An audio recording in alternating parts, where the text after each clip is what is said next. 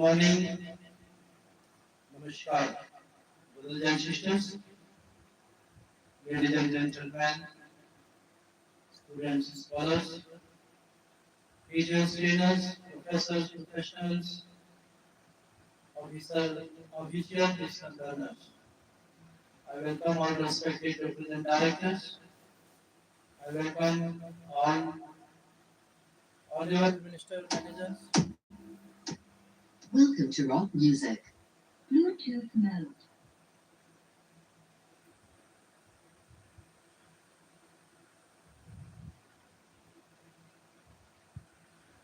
I welcome all arrival advocates, advertiser, administrative advisors.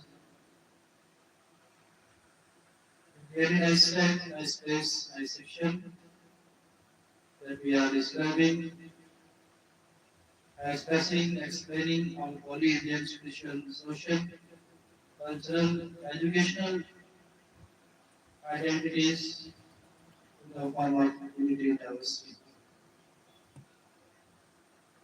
Today we will go through the Elizabethan case. The age of Elizabeth, 1550 to 1620. All scholars, those who are preparing themselves for appearing in that SLET examination of English literature, not only English literature, but in the different languages, we see there are some similarities in literature also. Like we find some similarities in science, commerce, arts, engineering. Similarly, we find some commonnesses in the different languages like Hindi, English, Punjabi. We read that India was discovered in 1498 by Vasco da Gama. Start of Sikhism, Sri Guru Nanak Dev Maharaj born in 1469 and the father of dramas. William Shakespeare, who born in 1564. These are the important dates in English literature we read.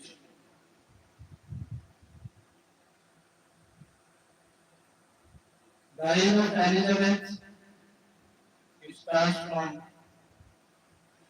1550 up to 1620. 70 years period we study in the form of the reign of Elizabeth.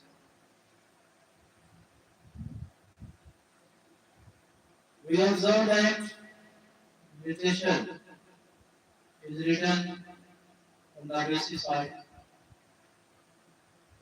changes that we see in the society, economy, politics of that time. All literary items, writings are expressed by the influence of the circumstances, situations, and structures of the different fields. History of the period. In the age of Elizabeth, all doubt seems to vanish from English history. After the reigns of Edward and Mary,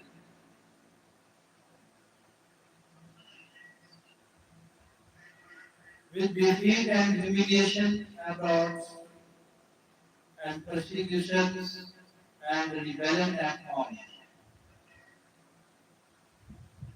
The accession of the popular slogan was like the sunrise after the long night, and in Milton's words,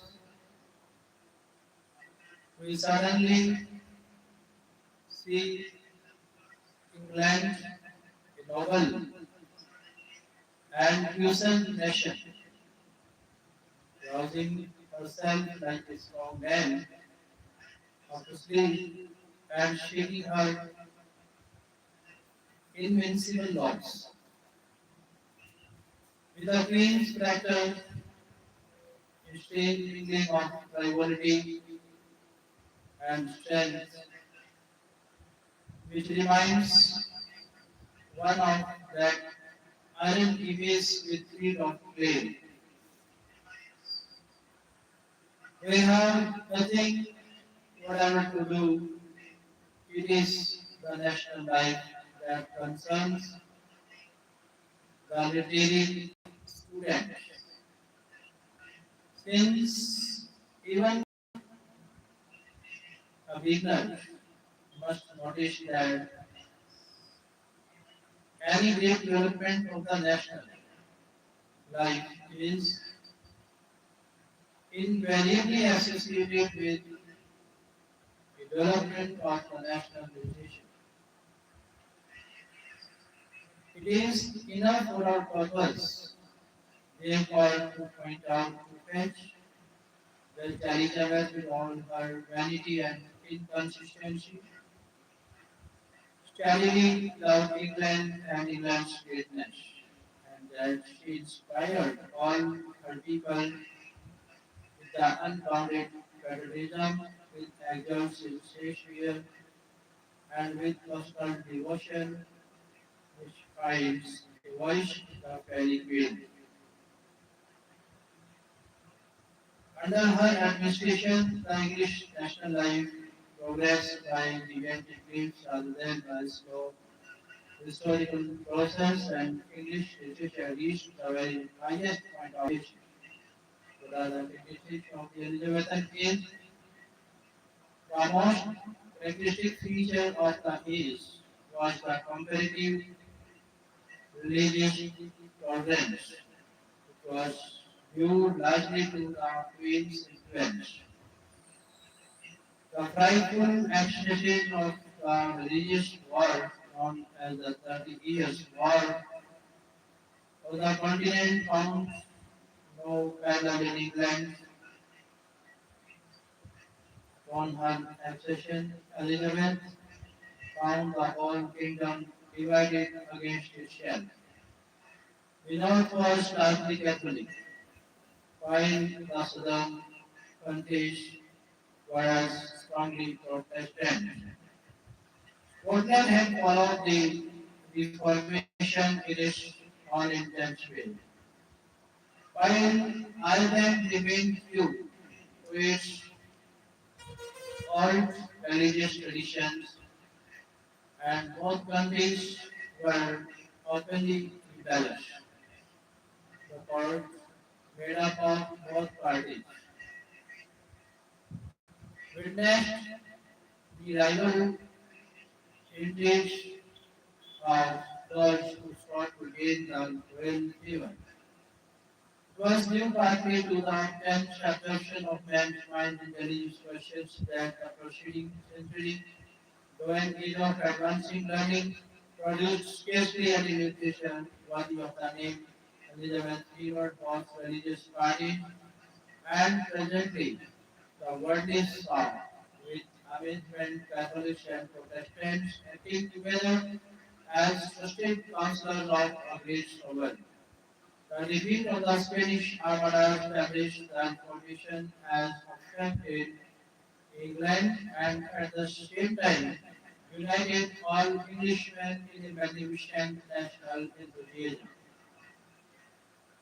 For the first time since the Reformation began, the fundamental question of religious tolerance seemed to be settled, and the mind of man, freed from religious fear and persecution, turned with a great creative impulse to other forms of activity.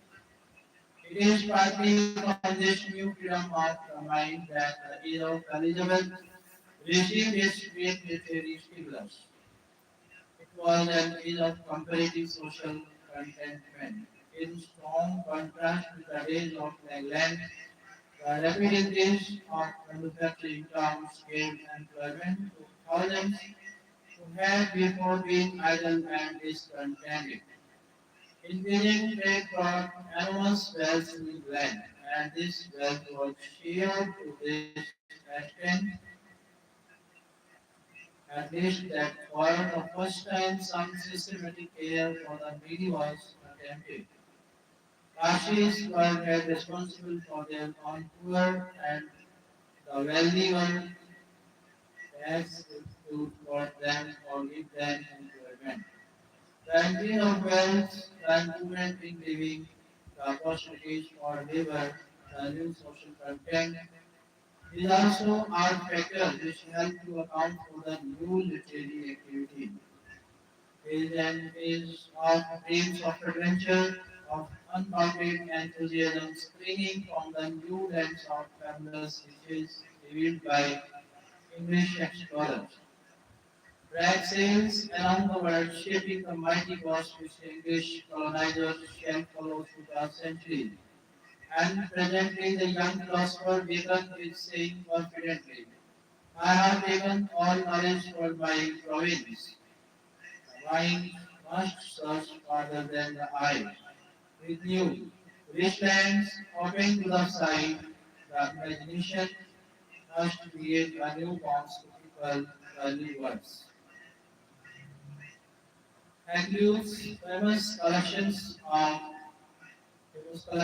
voyages and Barsa's his pilgrimage were even more stimulating to the English imagination than to the English acquaintance. While her explorers searched the new world for the fountain of youth, her poets are creating literary works that are young forever. Marston writes, why men all their dripping pants are pure gold. The prisoners living are fettered in gold, and as for rubies and diamonds, they go forth on holidays and gather them by the seashore to hang on their children's forms. This comes nearer to being a description of Shakespeare's poetry than of the Indian in Virginia.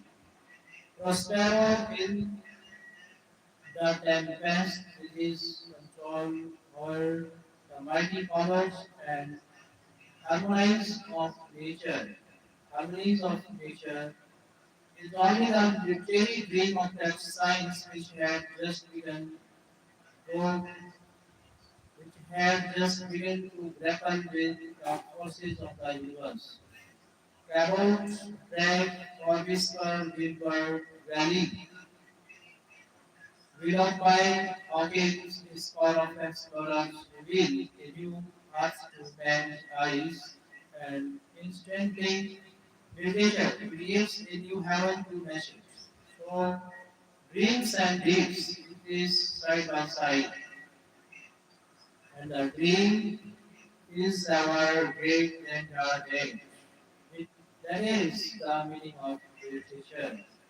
To sum up, the age of Elizabeth was a time of intellectual liberty, of growing intelligence and comfort among all classes, of unbounded patriotism, and of peace at home and abroad.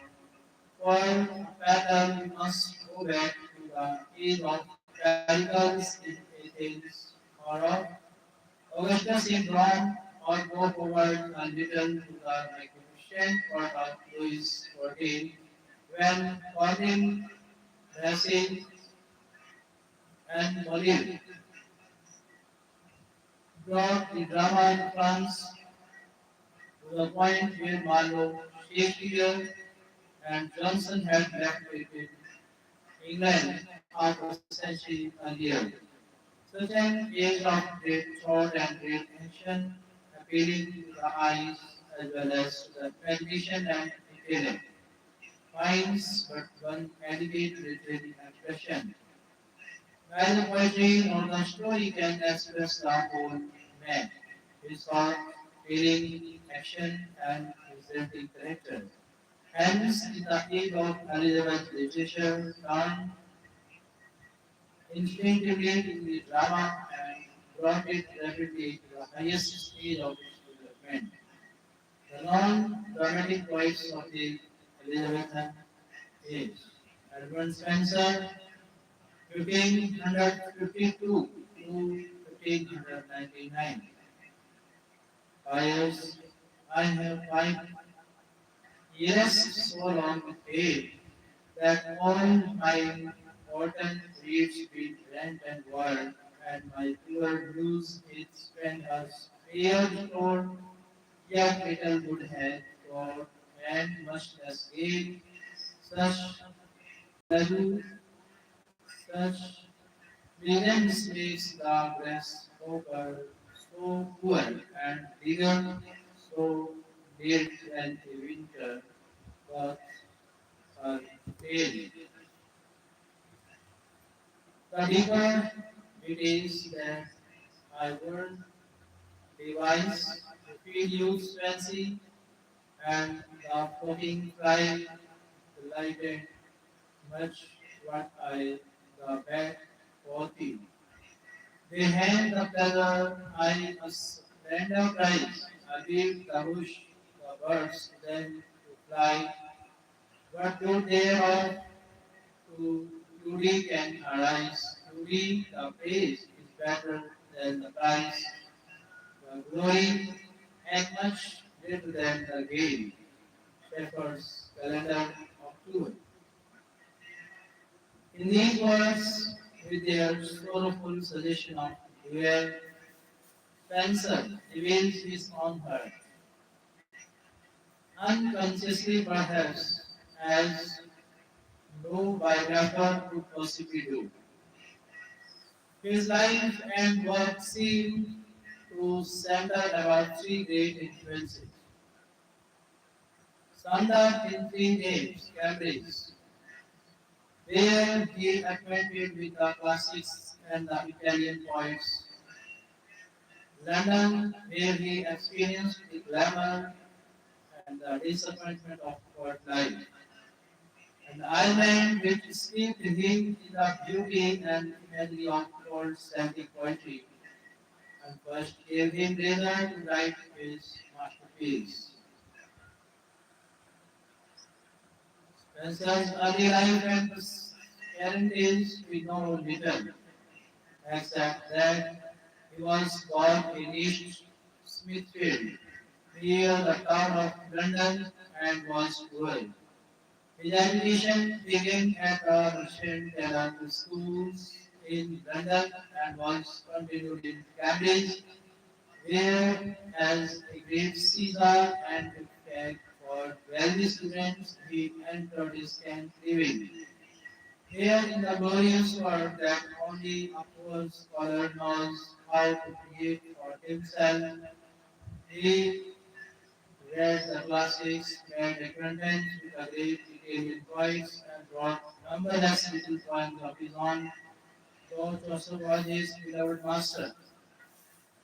His ambition was not to rival the Canterbury Tales, but rather to express the dream of English chivalry, much as Aristo had done for Italy in Orlando Doriso.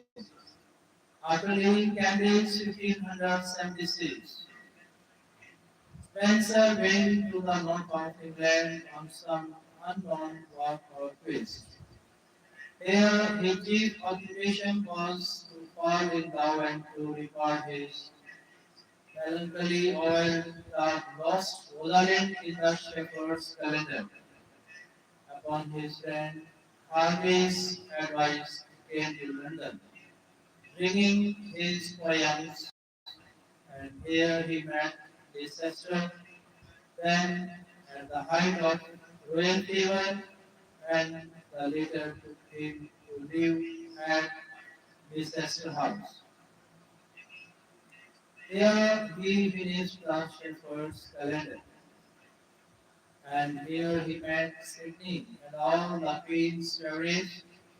The park was full of vintage, lying and flattery, and Spencer's opinion of his own uncomfortable position is best expressed in a few lines from Mother Hubbard's tale, full written maestro that has not tried what hell begins in swing long to buy.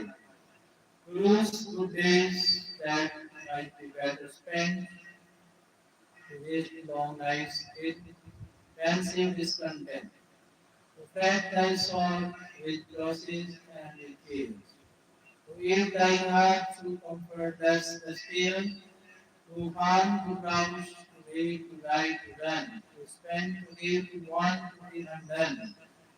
In 1580, through his sister's influence, Spencer, who was utterly weary of his dependent position, was made secretary, to Lord Grey, the Queen's deputy in Ireland, and the third period of his life began. He accompanied his chief to one campaign of savage brutality in putting down an Irish rebellion, and was given an immense estate in the cost of Kilcolman in Munster, which had been confiscated from Earl Desmond, one of the Irish leaders. His life here, where, according to the terms of his grant, he must reside as an English settler. He regarded as lonely exile. My luckless lord that vanished had myself like weight or Lord into that place where I was quite forgot. It is interesting to not hear a gentle poet's view of the unhappy island. After nearly 16 years residence, he wrote his view of the state of Ireland, 1596. It only prose work in which he submits a plan for pacifying the oppressed and rebellious people. This was to bring a huge force of cavalry and infantry into the country, give the Irish a brief time to submit, and after that to hunt them down like wild beasts. He calculated that cold, famine, and sickness would have the work of the sword, and now and that after the rebellions had been well hunted for 2 winters, the following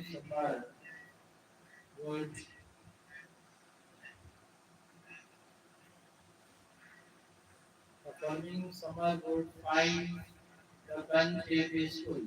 This plan, from the point of harmony and beauty, was somewhat milder than the usual treatment of a brave people whose offense was that they loved liberty and religion. Spain, as it may seem, W was considered most statesmanlike and was excellently well received in England.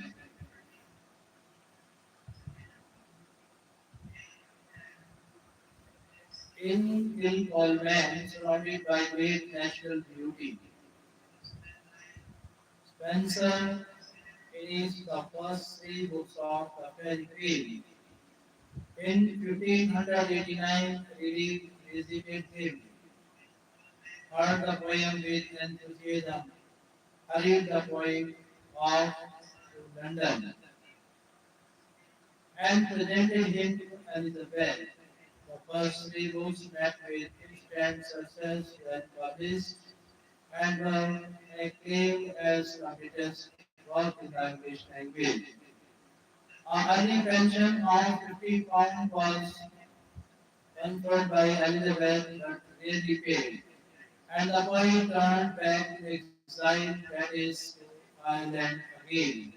Soon after his return, Spencer fell in love with his beautiful Elizabeth, an Irish girl, wrote his memorandum or sonnets in her honor, and afterwards represented her in the Fairy Queen as a beautiful woman dancing among the graces in 1594.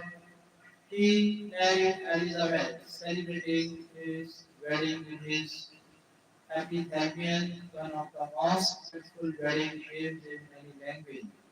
Spencer's next visit to London was in 1595, when he published Astrophel, an elegy on the death of his friend Sydney, and three more books of the Fairy Queen. On this visit, he lived again at Leicester House, now occupied by the new favorite princess, where he probably met Shakespeare and the other literary lives of the Elizabethan age. Soon after his return to Ireland, Spencer was appointed sheriff of Cork, a pre-office for a poet which probably brought about his undoing. The same year, Tyrant rebellion broke out in Munster in Coleman. The ancient house of Desmond was one of the first places attacked by the rebels, and Spencer barely escaped with his wife and two children. It is supposed that some unfinished parts of the fairy queen were burned in the castle. From the shock of this frightful experience, Spencer never recovered. He returned to England heartbroken, and in the following years, 1599, he died in an inn at Westminster. According to Ben Jonson, he died for want of bread, but rather that is a poetic way of saying that he had lost his property or that he actually died of destitution will probably never be known. He was buried beside his master Chaucer in Westminster Abbey.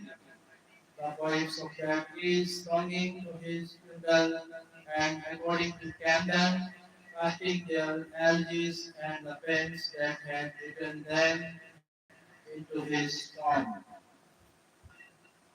Spencer's work, The Fairy Queen, is the great work upon which the poet's fame chiefly rests. The original plan of the poem included 24 books, each of which was to recount the adventure and triumph of a knight who represented a moral virtue. Spencer's purpose, as indicated in a letter to Lily, which introduces the poem, is as follows. Each of the virtues appears as a knight, fighting his opposing vice, and the poem tells the story of the conflicts. It is therefore purely allegorical, not only in its personified virtues, but also in its representation of life as a struggle between good and evil. In its strong moral elegance, the poem differs radically from Orlando Furioso, upon which it was modeled. Spencer completed only six books celebrating holiness, temperance, chastity, friendship, justice, and courtesy.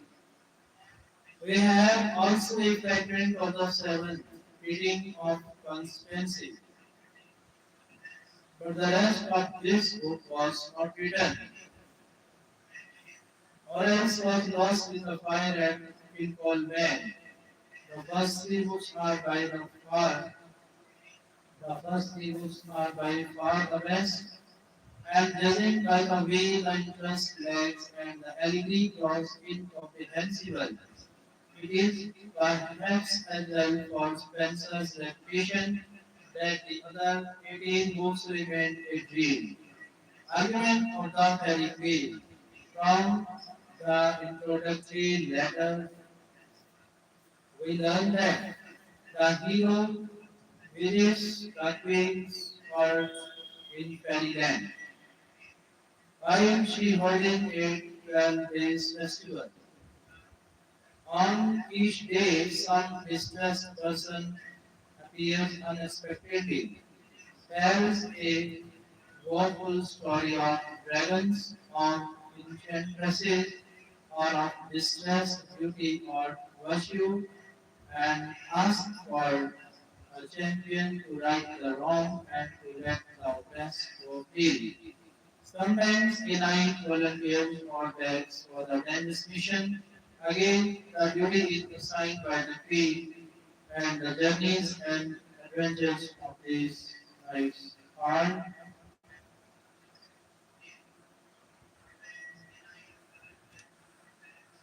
the subjects of the several books. The first, the first recounts the adventures of the Red Cross Knight,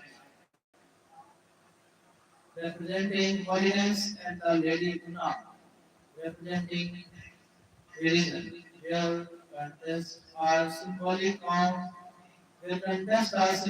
of the worldwide struggle between virtue and faith on the one hand and sin and peace side on the other. The second book tells the story of Sarguyan or Temperance, the third of Brightomanities, representing chastity, the fourth, fifth, and sixth of Campbell and Primon friendship, Article, Justice, and some Calidor, Percy. Spencer's plan was a very elastic one, and he filled up the middle of his narrative with everything that caught his fancy, historical events and personages under allegorical masks, beautiful ladies, Chivalrous knights, giants, monsters, dragons, sirens, enchanters, and adventures enough to stock a library of fiction. If you read Homer or Virgil, you know his Zack in the first strong line. If you read Stedman's paraphrase or Milton epic, the introduction gives you the theme, but Spencer's great poem is the exception of a single line in the prologue. Pious voyage and faith in love shall moralize thy song.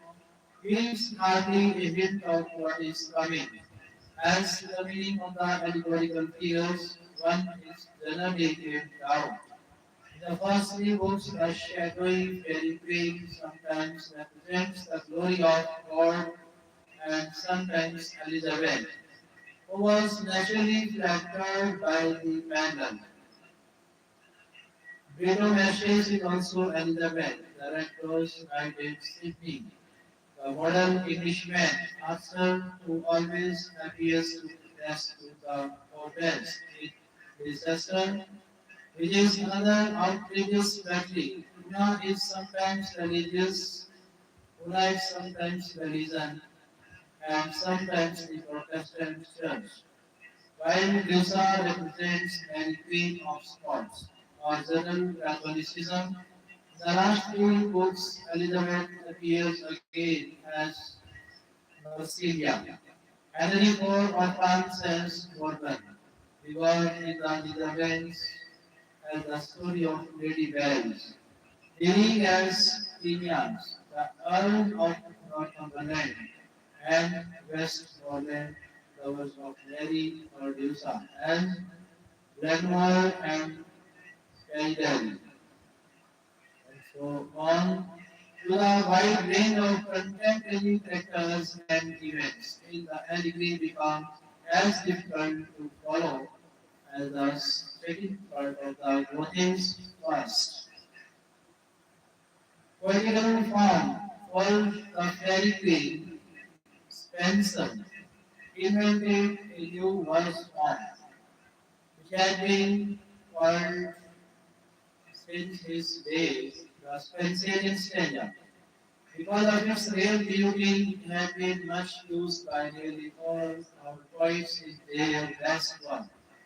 The new stanza was an improved form of Aristotle's Ottava Rima, that is, eight-line stanza, and bears a close resemblance to one of the Chaucer's most musical verse forms in the Monk's Tale. Spencer's stanza is in 9 lines, 8 of 5 feet each, and the last of 6 feet, rhyming A B A B B C D C C. A few selections from the first book, which best was reading, are reproduced here to show the style and melody of the words.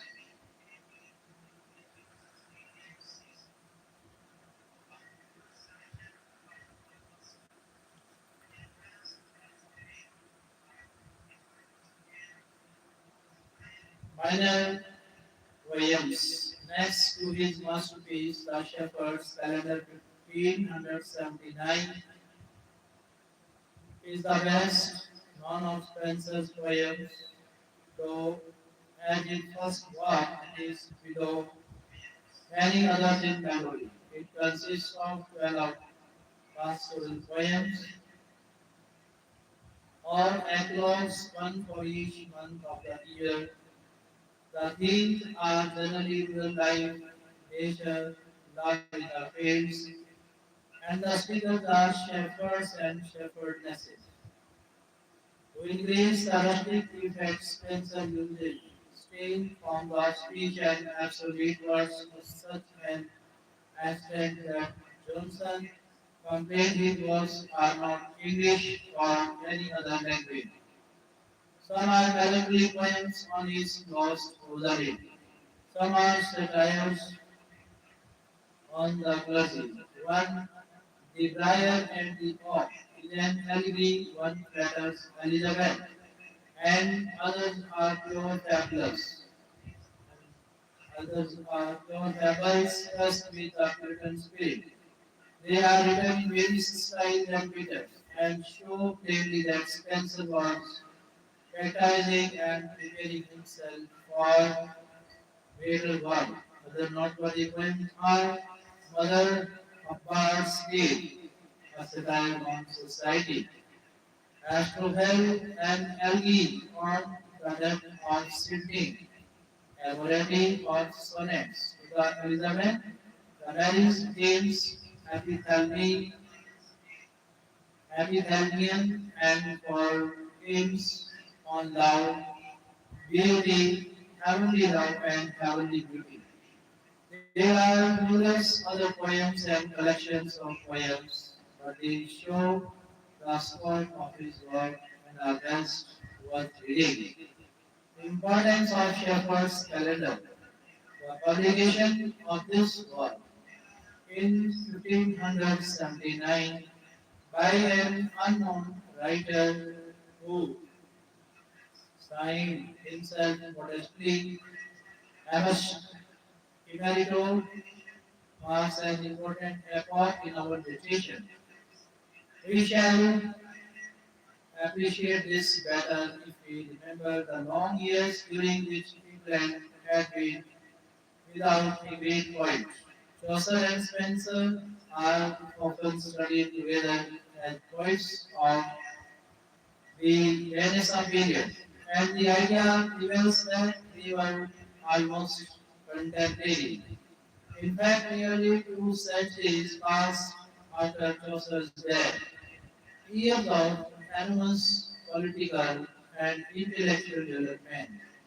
And not only did Chaucer have no successor, but our language had changed so rapidly that Englishmen had lost the ability to read his lines correctly. This first published work of Spencer is noteworthy in at least four respects. First, it marks the appearance of the first national poet in 2 centuries. Second, it shows again the variety and melody of English words, which had been largely a tradition since Chaucer. Third, it was our best. Third, it was our first pastoral, the beginning of a long series of English pastoral politicians murdered on Spencer and exerted a strong influence on subsequent literature and thought it marks the real beginning of the outburst of great Elizabethan poetry. Characteristics of Spencer's poetry. The five main qualities of Spencer's poetry are: one is a perfect melody, two is a real sense of beauty, three is a splendid imagination which would gather into one poem heroes, knights, ladies, dwarfs, demons, and dragons, classic mythology, stories of chivalry, and the longing ideals of the Renaissance, all passing in gorgeous procession across an ever-changing and ever-beautiful landscape. Lofty moral purity and seriousness, delicate idealism which would make all nature and every common thing beautiful. In contrast with these excellent qualities, the reader will probably not the storm or the stage appearance of his lines due to his fondness or obsolete words like ice and shame and his tendency to poison others' life, mercify to suit his own purposes. It is Spencer's idealism, his love of beauty, and his exquisite melody, which have caused him to be known as the poet's poet. Nearly all our subsequent singers acknowledge their delight in him and their indebtedness. Nekali alone among critics voices a point which all who are not poets feel, namely that in all Spencer's excellences he is difficult to read. The modern man loses himself in the confused valley of the fairy queen, skips all but the marked passages and softly closes the book in gentle witness. Even the best of his longer poems, while of exquisite workmanship and delightfully melodious, generally fail to hold the reader's attention. The moment is glad, there is little dramatic interest, and only a suggestion of humor. The very melody of his verse sometimes draws monotonous, like a school's words too long continued. We shall best appreciate Spencer by reading at first only a few well-chosen selections from the Fairy Queen and the Shepherd's Calendar of two of the nine poems which exemplify his wonderful melody. Comparison between Chaucer and Spencer. At the outset, it is well to remember that though Spencer regarded Chaucer as his master, two centuries intervene between them and that their writings have almost nothing in common. We shall appreciate this better by a brief comparison between our first two modern poets. Chaucer was a combined poet and man of affairs, with a later predominating, though dealing largely with ancient or medieval material. He has a curiously modern way of looking at life. Indeed, he is our only author preceding Shakespeare with whom we feel thoroughly at home. He threw aside the outgrown, mythical romance, which was practically the only form of narrative in his day, invented the art of storytelling because and brought it to a degree of perfection which has probably never since been equaled. To a student of the classics, he lived wholly in the present, studied the men and women of his own time, painted them as the world. but added always a touch of kindly humor or romance to make them more interesting. So his mission appeals to be simply to amuse himself and his readers. His mastery of various and melodious verse was marvelous and has never been surpassed in our language. But the English of his day was changing rapidly, and in a very few years, men were unable to appreciate his art, so that even to Spencer and Dryden, for example, he seemed deficient in critical skills. On this account, his influence on our literature has been much less than we should expect on the quality of his work and from his position as one of the greatest of English poets. Like Joseph, Spencer was a busy man of affairs, but in him the poet and the scholar always predominates. He writes as the idealist, describing men not as they are, but as he thinks they should be. He has no humor, and his mission is not to amuse, but to reform. Like Chaucer, he studies the classics and contemporary French and Italian writers. But, but instead of adapting his material to present day condition, he takes poetry as in his eclogues, for instance, more artificial even than his foreign models. Where Chaucer looks about him and describes life as he sees it. Spencer always looks backward for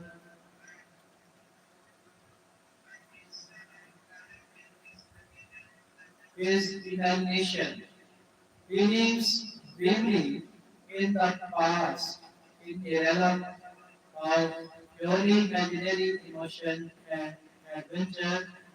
His first quality is imagination, not observation. He is the first of our poets to create a world of dreams, fancies, and illusions. His second quality is a wonderful sensitiveness to beauty, which shows itself not only in his subject matter, but also in the manner of his poetry. Like Chaucer, he is an almost perfect workman, but in reading Chaucer, we think chiefly of his natural characters or his ideas. While in reading Spencer, we think of the beauty of expression, the exquisite Spencerian stanza, and the rich melody of Spencer's verse have made him the model of all our modern poets. What about minor poets of the Elizabethan age? The age of Elizabeth. Though Spencer is the one great non-dramatic poet of the Elizabethan age, a multitude of minor poets demand attention of the student who would understand the tremendous literary activity of the period. One needs only to read the Paradise of Henry Davison, 1570, or a gorgeous gallery of gallant invention, 1578. Or any other of the miscellaneous collections to find hundreds of songs, many of them of exquisite workmanship by poets whose names now awaken no response. A glass is enough to ensure one that over all England. The sweet spirit of song had arisen, like the first chirping of birds after a storm. Nearly 200 poets are recorded in the short period from 1558 to 1625, and many of them were prolific writers. In a word, like this. We can hardly do more than mention a few of the best known writers and spend a minute at least with the works that suggest Marlowe's perception of infinite riches in a little room.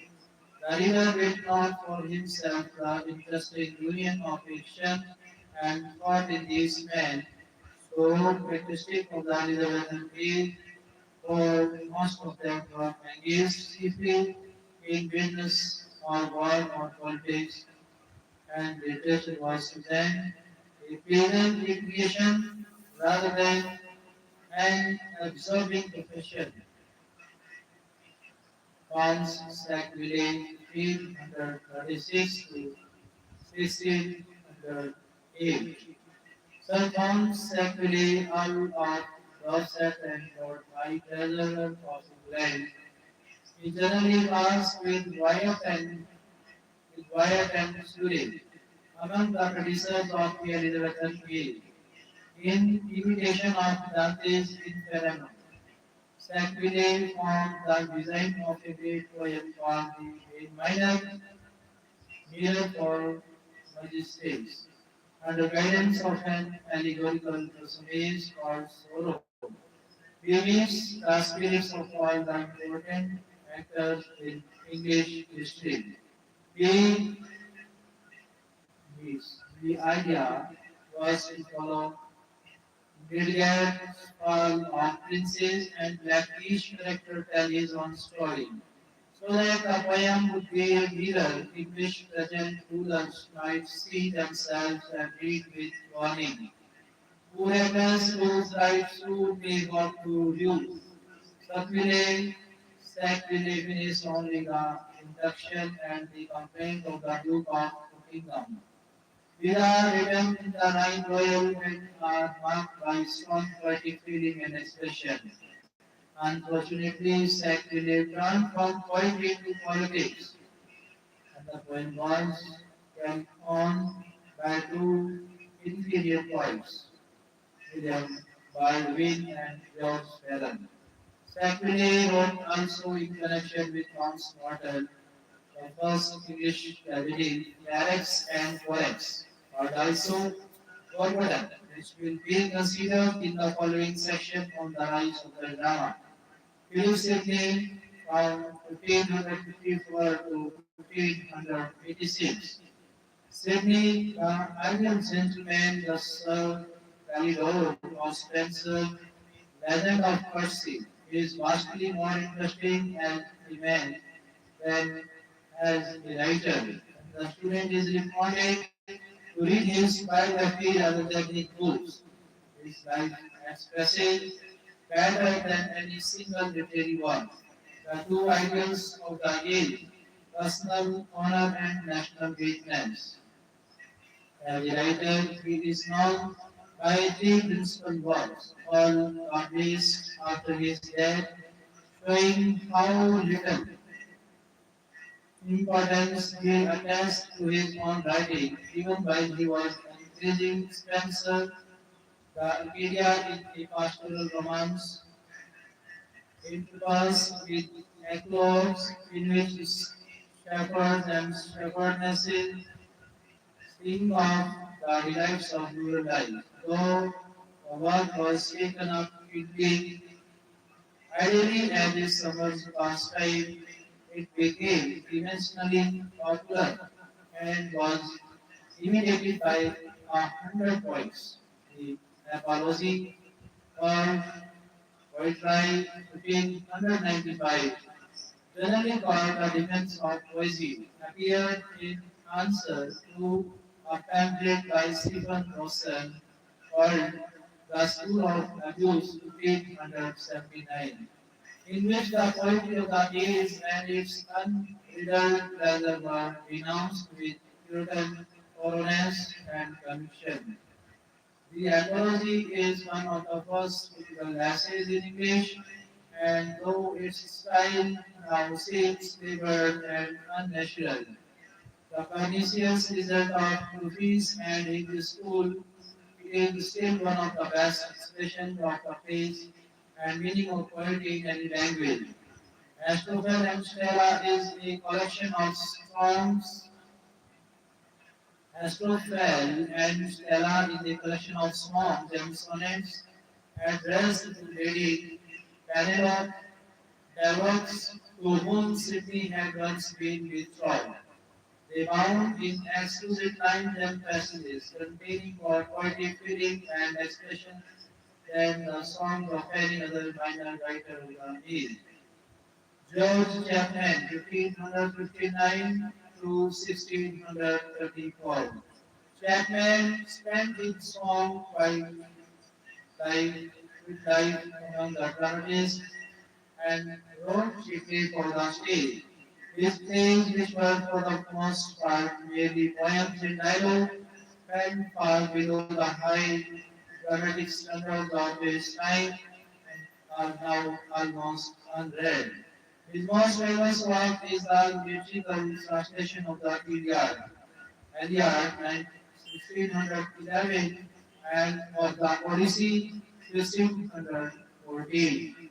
Chapman's Homer, though lacking the simplicity and dignity of the original, had a force and rapidity of movement which makes it superior in many respects to Paul's more familiar translation. Chapman is remembered also as the finisher of Marlowe's Hero and Adam, in which, apart from the drama, the Renaissance movement is seen at perhaps its highest point in English poetry.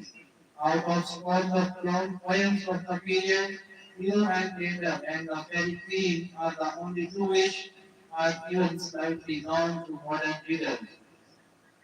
Michael Drayton, 1563 to 1631. Drayton is the most voluminous and true antiquarian at least. The most interesting of the minor poets, he is the layman of the Elizabethan age and vastly more scholarly than his predecessor. His chief work is Oleovian, an enormous poem of many thousand pages, describing the towns, mountains, and rivers of Britain, with the interesting legends connected with it. It is an extremely valuable work and represents a lifetime of study and research. Two other long works are the Baron's Wars and the Heroic Epistle of England. And besides these were many minor poems. One of the best of these is the Ballad of Agincourt, a ballad written in a lively matter which Tennyson used with some variation in the charge of the Light Brigade and which shows the old English love of brave deeds and of the songs that stir a people's heart in memory of noble ancestors. The first English dramatist, the origin of the drama. First the deed, then the story, then the play that seems to be the natural development of the drama in its simplest form. The great griefs of the people are treasured in its literature, and later generations represent in play or pantomime certain parts of the story which appeal mostly which appeal most powerfully to the imagination. Among primitive races, the deeds of their gods and heroes are often represented at the early festivals.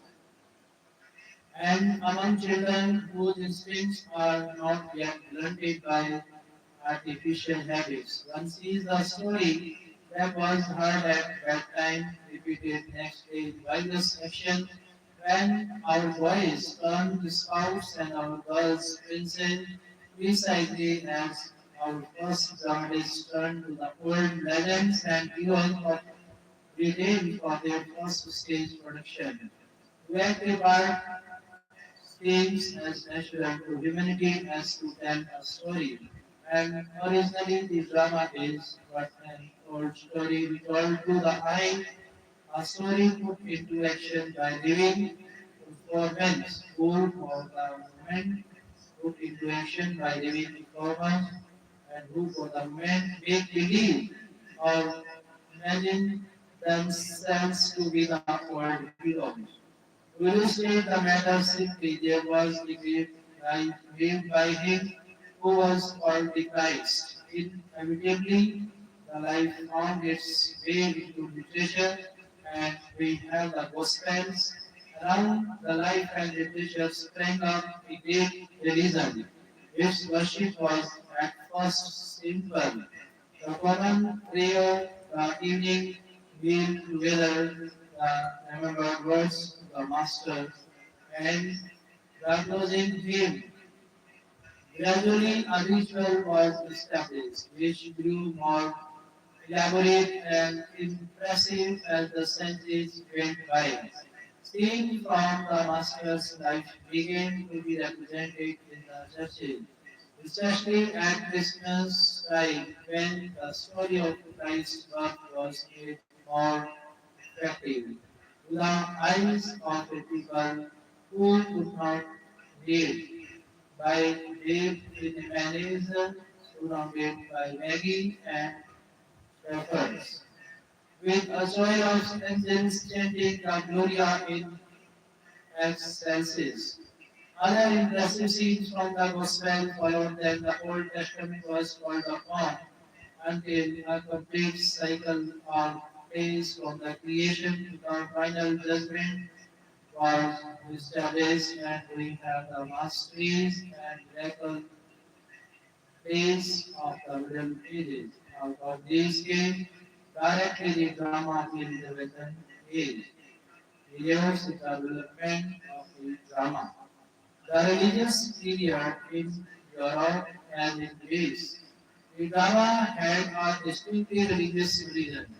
The first writers were drawn from the New Testament, and the object of the first page was to make the church service more impressive or to emphasize moral lessons by showing the reward of the good and the punishment of the evildoer.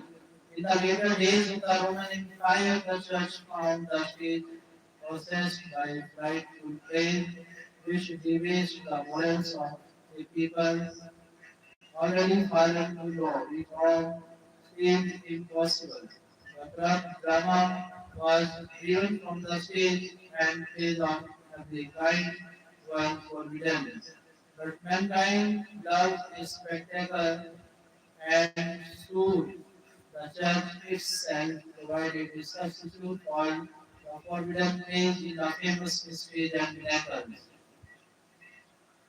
Miracle and mystery play.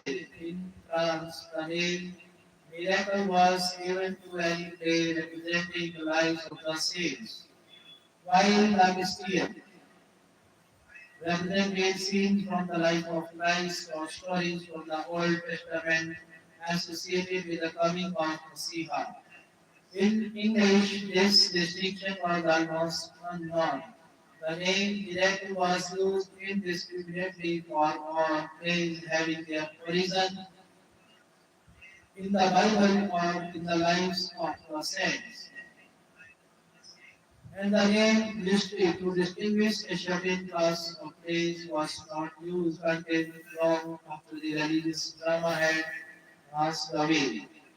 The earliest miracle of which we have any record in England is the Duras de Santa Catarina, which was performed in Dunstable about the year 1110.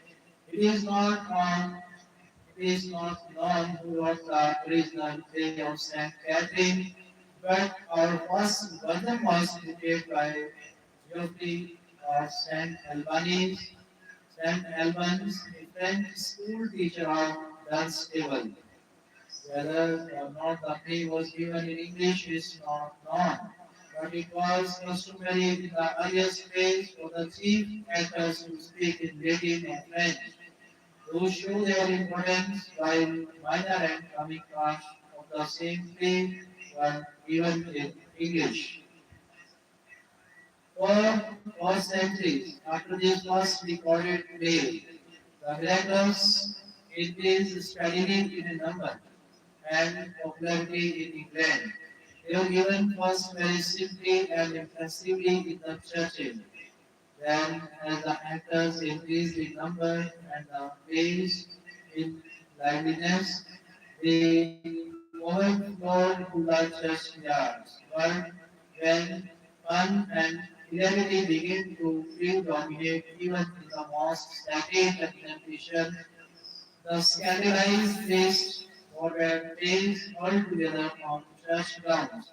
By the year 1300, the miracles were out of ecclesiastical and adopted eagerly by the town guilds. And in the following 2 centuries, we find the church raging against the abuse of the religious drama, which it had itself introduced and which at first had served a purely religious purpose. But by this time, the miracles had taken strong hold upon the English people and they continued to be nationally popular until in the 16th century they were replaced by the Elizabethan drama. The early miracle plays of England were divided into two classes. The first given at Christmas included all plays connected with the birth of Christ. The second at Easter included the plays relating to his death and crime. But the beginning of the 14th century, all these plays were in various localities, united in single cycles beginning with the creation and ending with the final judgment. The complete cycle was represented every spring, beginning on Corpus Christi Day, and as the representation of so many plays in a continuous outdoor festival of a week or more. This day was looked forward to as the happiest day of the whole year. Probably every important town in England had its own cycle of days for its own guides, guilds to perform. But nearly all have been lost for the at the present day. Only four cycles exist except in the most fragmentary condition, and these, though they furnish an interesting commentary on the times, add very little to our literature.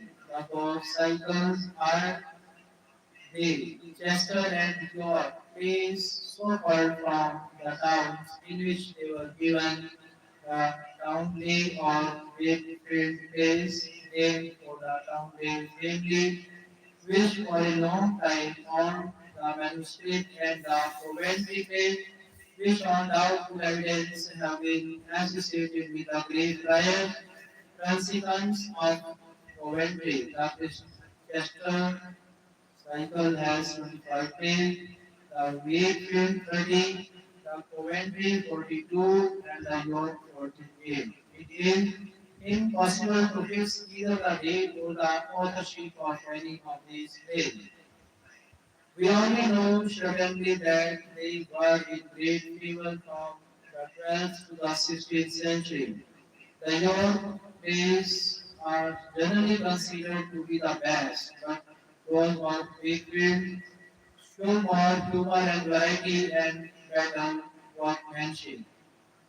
The former cycle especially shows a certain unity resulting from its aim to represent the whole of man's life from birth to death. The same thing is noticeable in user duties, which with the York and Wakefield cycles belongs to the 14th century. At first, the actors as well as the authors of the miracles were the priests and their chosen assistants. Later, when the town guilds took up the plays and each guild became responsible for one or more of the series. The actors were carefully selected and trained. By 4 o'clock on the morning of Corpus Christi, all the players had to be in their places in the movable theatres, which were scattered throughout the town in the square and open places. Each of these theatres consisted of a two-story platform set on wheels. The lower story was a dressing room for the actor. The upper story was the stage proper and was reached by a trap door from below. When the play was over, the platform was dragged away and the next play is in the cycle took its place. So, in a single square, several plays would be presented in rapid sequence to the same audience. Meanwhile, the first play moved on to another square where another audience was waiting to hear it. Though the plays were distinctly religious in nature, there is hardly one without its humorous element. In the play of Noah, for instance, Noah's Jewish wife makes fun for the audience by wrangling with her husband. In the crucifixion play, Herod is a Paranthus, Paranthus kind of tyrant who leaves the stage to rant among the audience so that two Herod became a common proverb. In all the plays, the devil is a favorite character and the butt of every joke.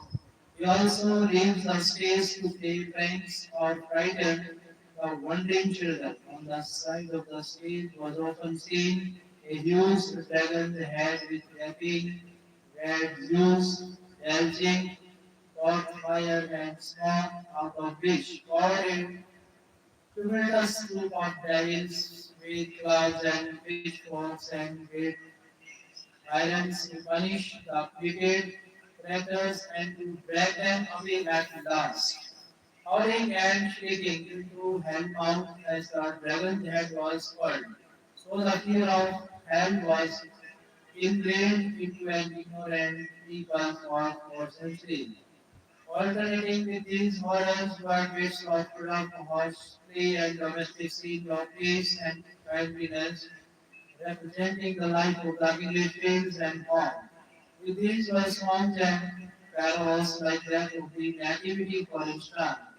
And I outdoor this and years last night, all three jolly shepherds I sight, and all about their fold is stars shone bright, they sang early the new. So merely the shepherds their pipes can blow. Down from heaven so high, of angels there came a great company with mirth and joy and great solemnity. They sang Charlie Trando, so merrily the shepherds their pipes can blow. Such songs were taken home by the audience and sung for a season.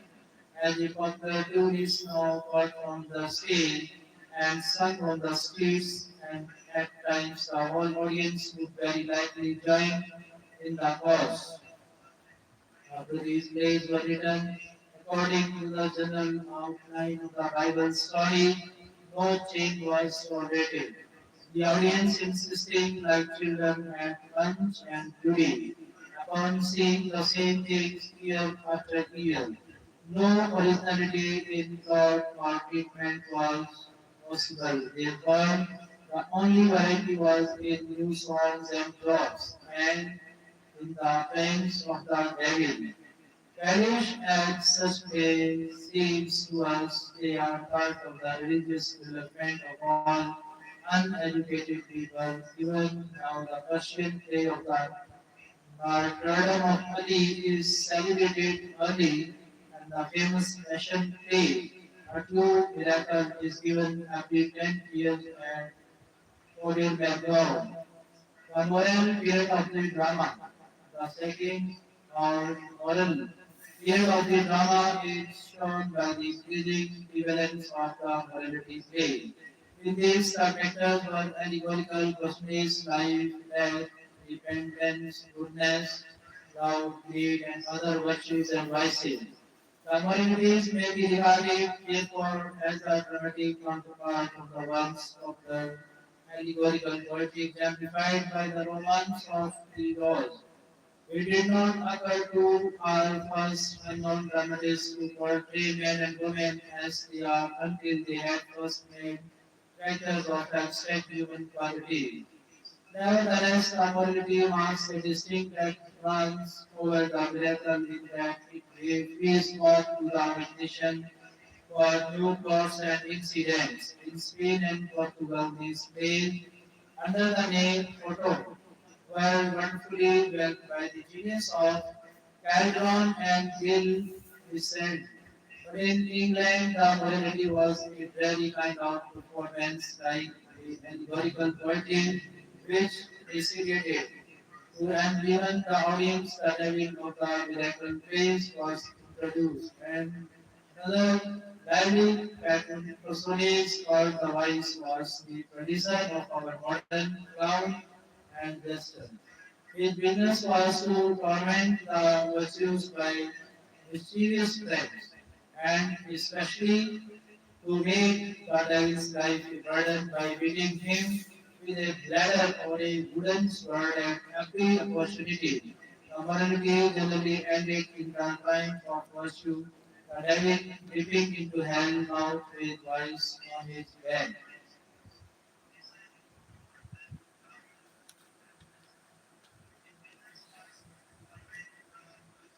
Summing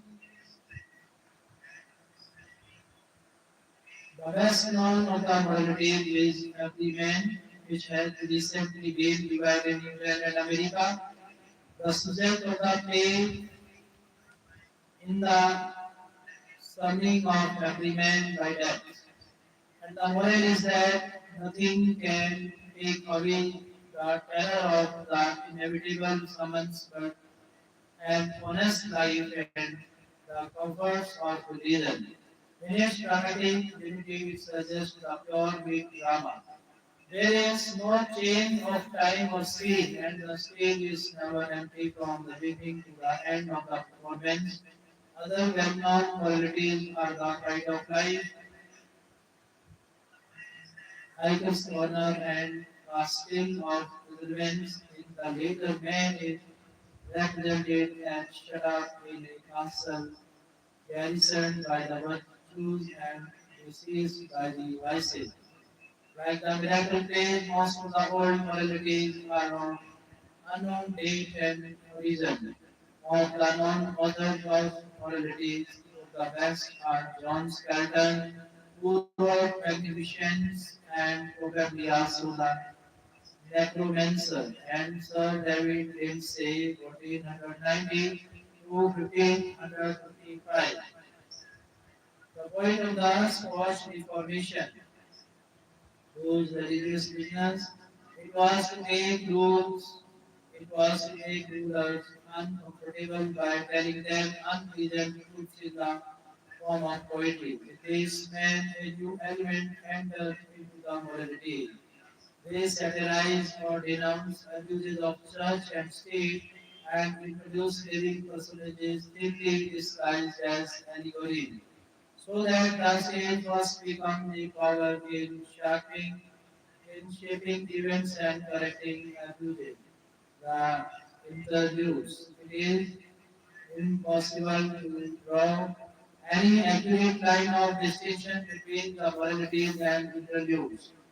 In general, we may think of the latter as dramatic scenes, sometimes given by themselves, usually with the music and singing, at banquets and entertainments where a little fun was wanted, and again slipped into a miracle play to enliven the audience after solemn scene. Thus, on the margin of the page of one of the old Chester plays, we read, the boys the boy and piggy when the kings were born. Certainly this was no part of the original scene between Herod and the three kings. So also the battle between Noah and his wife is probably a late addition to an old play. The interviews originated undoubtedly in a sense of humor and to John Haywood 1497 to 1580 of Furic, the trainer and jester at the court of Mary. is due the credit for raising the interlude to the distinct dramatic form known as comedy. Beirut's interludes were written between 1520 and 1540. The most famous is the fourth piece, a contest of wit between a partner, a farmer, a peddler, and courtier. The characters here strongly suggest those of Chaucer. Another interesting interlude is called the Play of the Weather. This Jupiter and the gods assemble to listen to complaints about the weather and to reform abusive.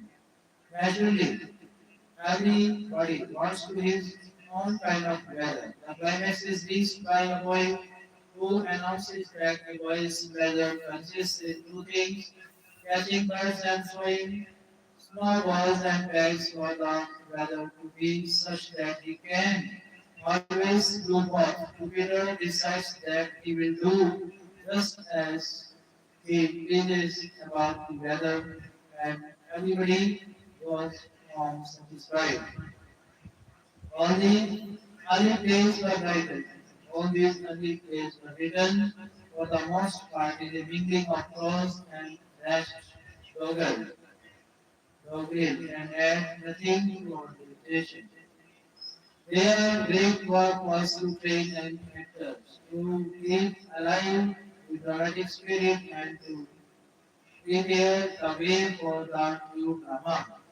The artistic period of the drama, the artistic is the final stage in the development of the English drama. It differs radically from the other two in that its chief purpose is not to point a moral but to represent human life as it is. Artistic drama may have purpose, no less than the lyrical play, but the motive is always subordinate to the chief end of representing life itself. The first two play in English with a regular plot divided into acts and scenes is probably the comedy. Ralph Roister, it was written by Nicholas Dural, master of Hatton and leader of Westminster School, and was first acted by his schoolboys sometime before 1556. The story is that of a conceited thought in love with a widow. The widow who is already engaged to another man. The play is an adaptation of the Miles Glorious, a classic comedy by Plato's, and the English characters are more or less artificial, but as furnishing a model of a clear plot and natural dialogue. The influence of this first comedy with its mixture of classic and English elements can hardly be overestimated. The next play, Gammer Burton's Riddle, is a domestic comedy, a true bit of English realism, representing the life of the peasant class. Gammer Burton is patching the leather breeches of a man home. This was wholly English comedy is full of fun and coarse humor, and is wonderfully due to the life it represents. It was long attributed to John Still, afterward Bishop of Bath, but the authorship is now definitely assigned to William Stevenson. Our earliest edition of the play was printed in 1575, but a similar play called Daikon and Bedlam was Diagon of Bedlam was licensed in 1552, 12 years before Shakespeare's birth. To show the spirit and the mythical form of the play, we give the fragment of the boy's description of the ruler who was trying to light a fire on the earth, cleared from the cat's eyes, and another fragment of the cold drinking song at the beginning of the second act. Our first tragedy. Gorboduc was written by Thomas Sackville and Thomas Norton and was acted in 1562, only 2 years before the birth of Shakespeare. Prince Remarkable not only as our first tragedy but as our first play to be written in blank verse, the latter being most significant since it started the drama into the style of verse best suited to the genius of English playwrights. The story of Gorboduc is taken from early annals of Britain and recalls the story used by Shakespeare in King Lear. Gorboduc, king of Britain, divides his kingdom between his sons, Ferex and Forex. The sons, Carol and Forex, the younger, slay his brother, who is the queen's favorite. Vaidena, the queen, slays Forex in revenge. The people rebel and slay Videna and Gorboduc. Then the noble kill the rebels and in turn fall to fighting each other. The line of the Brutus being acting with the death of Gorboduc, the country falls into anarchy with rebels, nobles, and a Scottish brother all fighting for the right of succession. The 13 falls upon a scene of bloodshed and utter confusion. The artistic finish of this was slightly inspired by the author's evident purpose to persuade Elizabeth to marry. It aims to show the danger to which England is exposed by the uncertainty of succession. Otherwise, the plan of the play follows the classical rule of Seneca. There is very little action on the stage. Bloodshed and battle are announced by a messenger, and the cause of for old men of Britain sums up the situation with a few moral observations at the end of each of the first 4 acts. Classical influence upon the drama. The revival of Latin literature a decided had a decided influence upon the English drama as it developed from the miracle plays. In the 15th century, English teachers, in order to increase the interest in reading, began to let their boys act the plays which they had read as literature, precisely as our colleges now presently called German plays at the early festivals. Seneca was the favorite Latin author, and all his tragedies were translated into English between 1559 and 1581. This was the exact period in which the first English playwrights were shaping their own ideas, but the sheer simplicity of the classical drama seemed at first only to hamper the exuberant English spirit. To understand this, one had only to compare a tragedy of Seneca or of Euripides with one of Shakespeare and see how widely the two masters differ in method. The classic play, the so-called dramatic unities of time, place, and action were strictly observed. Time and place must remain the same. The play could represent a period of only a few hours and whatever action was introduced must take place at the spot where the play began. The characters therefore must remain unchanged throughout. There was no possibility of the child becoming a man or of a man to grow with changing circumstances. As the play was written, as the play was within, thus all vital section was lived out of place on the stage, and battles and important events were simply announced by a messenger. The classic drama also drew a sharp line between tragedy and comedy, all fun being rigorously excluded from serious representation. The English drama, on the other hand, strove to represent the whole sweep of life in a single play. The scene changed rapidly. The same actors appeared now at home, now at court, now on the battlefield, and violence action filled the stage before the eyes of the spectator. The child of one act appeared as the main of next, and the imagination of the spectator was called upon to bridge the gaps from place to place and from year to year.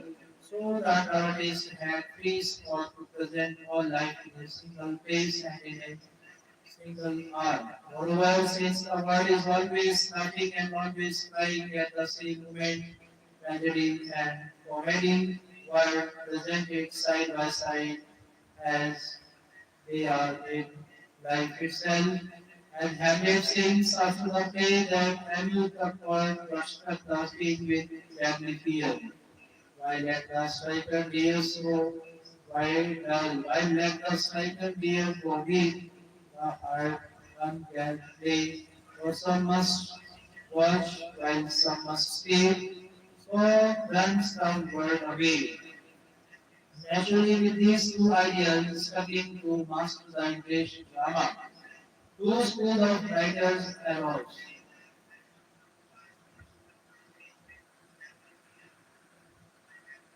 The university which and men of learning were called generally upheld the classical ideal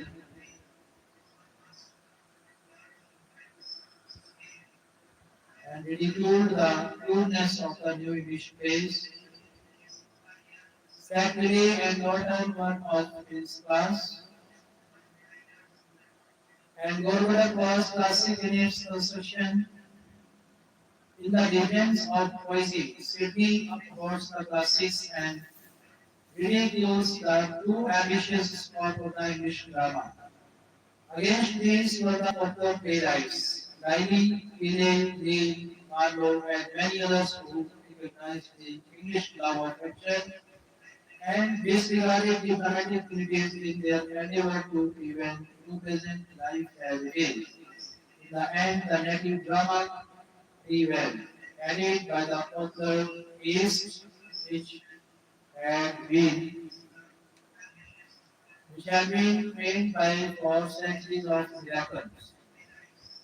Our first play, especially of the romantic type, were extremely crude and often led to ridiculously extravagant scenes. And here is where the classic drama exercised an immense influence for good by insisting upon beauty of form and definiteness of structure at a time when the tendency was to satisfy the task for stage spectacles without regard to either.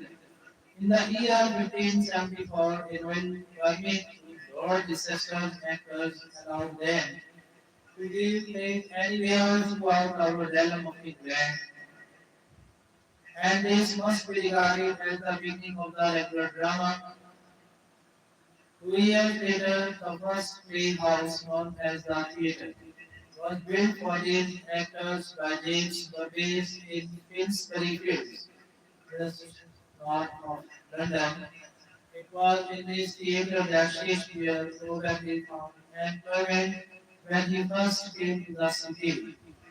The success of this venture was immediate, and the next 30 years saw a small theatrical company, at least 7 regular theatres, and a dozen or more ideas permanently fitted for the giving of play, all established in the city and its immediate suburbs. The growth seems all the more remarkable when we remember that the London of those days would now be considered a small city, having in 1600 only about 800,000 inhabitants. A Dutch traveler, Johannes David, who visited London in 1596, have given us the only contemporary drawing reprocessing of the interior of one of these theatres. They were built of stone and wood, round or octagonal in shape, and without a roof, being simply an enclosed courtyard. At one side was the stage, and before it on the playground, on which stood that large part of the audience who could afford to pay only an admission fee. The players and his surroundings were exposed to the weather. Those that paid for seats were in galleries, sheltered by the narrow porch roof projecting inwards from the encircling works, while the young nobles and gallants who came to the sea and who could afford the extra fee took seats on the stage itself and small, and checked the actors and students at the groundings. The whole idea of these first theatres, according to David, was like that of the Roman amphitheatre, and the resemblance was heightened by the fact that when though they was on the walls, the stage might be taken away and the pit given over to bull and bear betting. In all these theatres, probably the stage consisted of a bare platform, with a curtain or traverse across the middle, separating the front from the rear stage. On the later unexpected scene of characters were discovered by simply drawing the curtain aside. At first little or no scenery was used, a graded sign being the only announcement of the change of scene, and this very lack of scenery led to better acting since the actors must be realistic enough to make the audience forget its shabby surroundings. While Shakespeare's day, however, painted scenery and appeared first at university play and then in the regular theatre.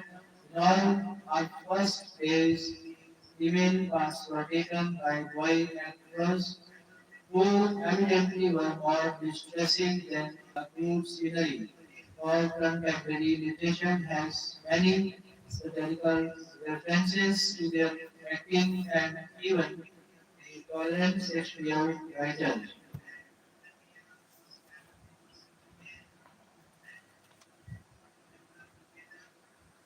However, that maybe the stage was made unfit for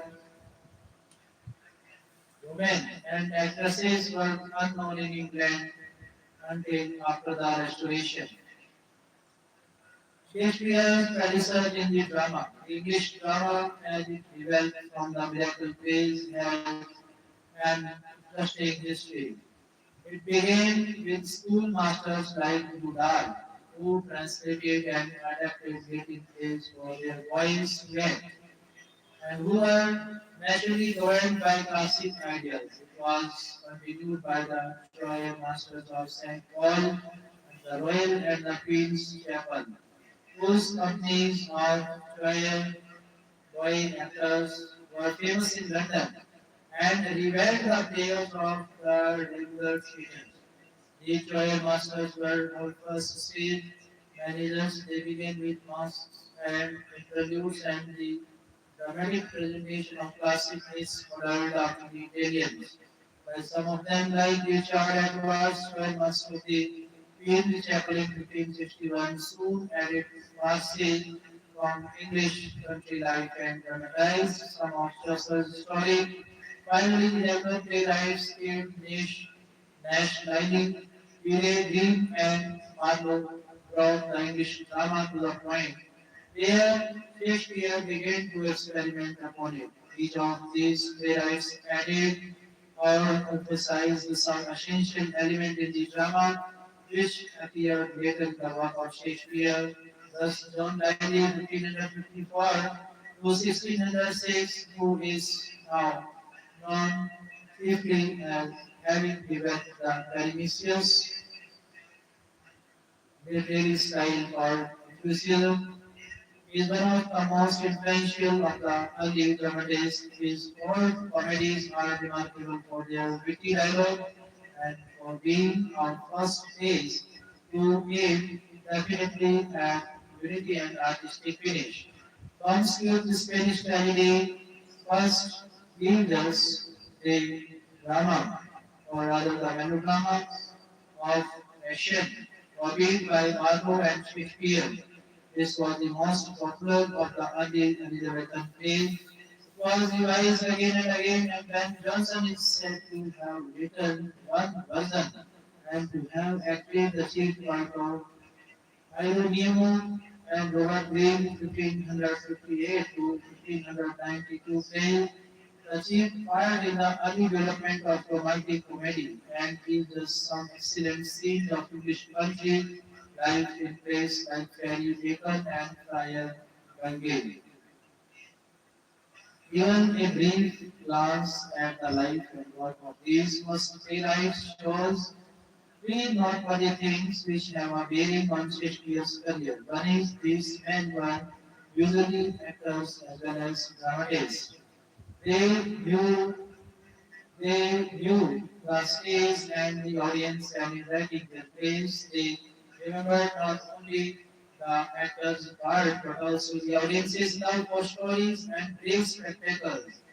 Will it act well and will it please our audience was a question of chief concern to our early dramatists.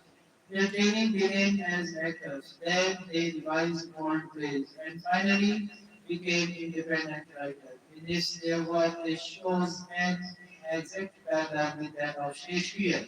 They often worked together, probably that Shakespeare worked with Marlowe and Fletcher, either in revising old plays or in creating new ones.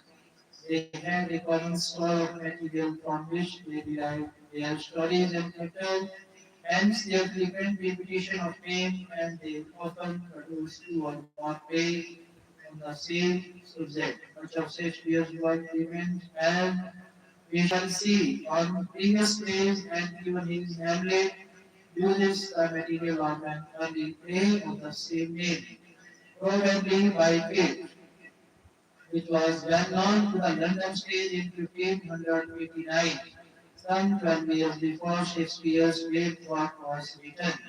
All these things are significant if we are to understand the Elizabethan drama and the man who brought it to perfection. Shakespeare was not simply a great genius, he was also a great worker, and he developed in exactly the same way as did all his fellow craftsmen. And contrary to the prevalent opinion, the Elizabethan drama is not a Minerva like creation, springing full ground from the head of one man. It is rather an orderly though rapid development in which many men bore the part. All our early dramatists are worthy of study for our part. They played in the development of the drama, but we can here consider only one, the most critical of all, whose best work is often ranked with that of Shakespeare. Christopher Marlowe, 1564 to 1593.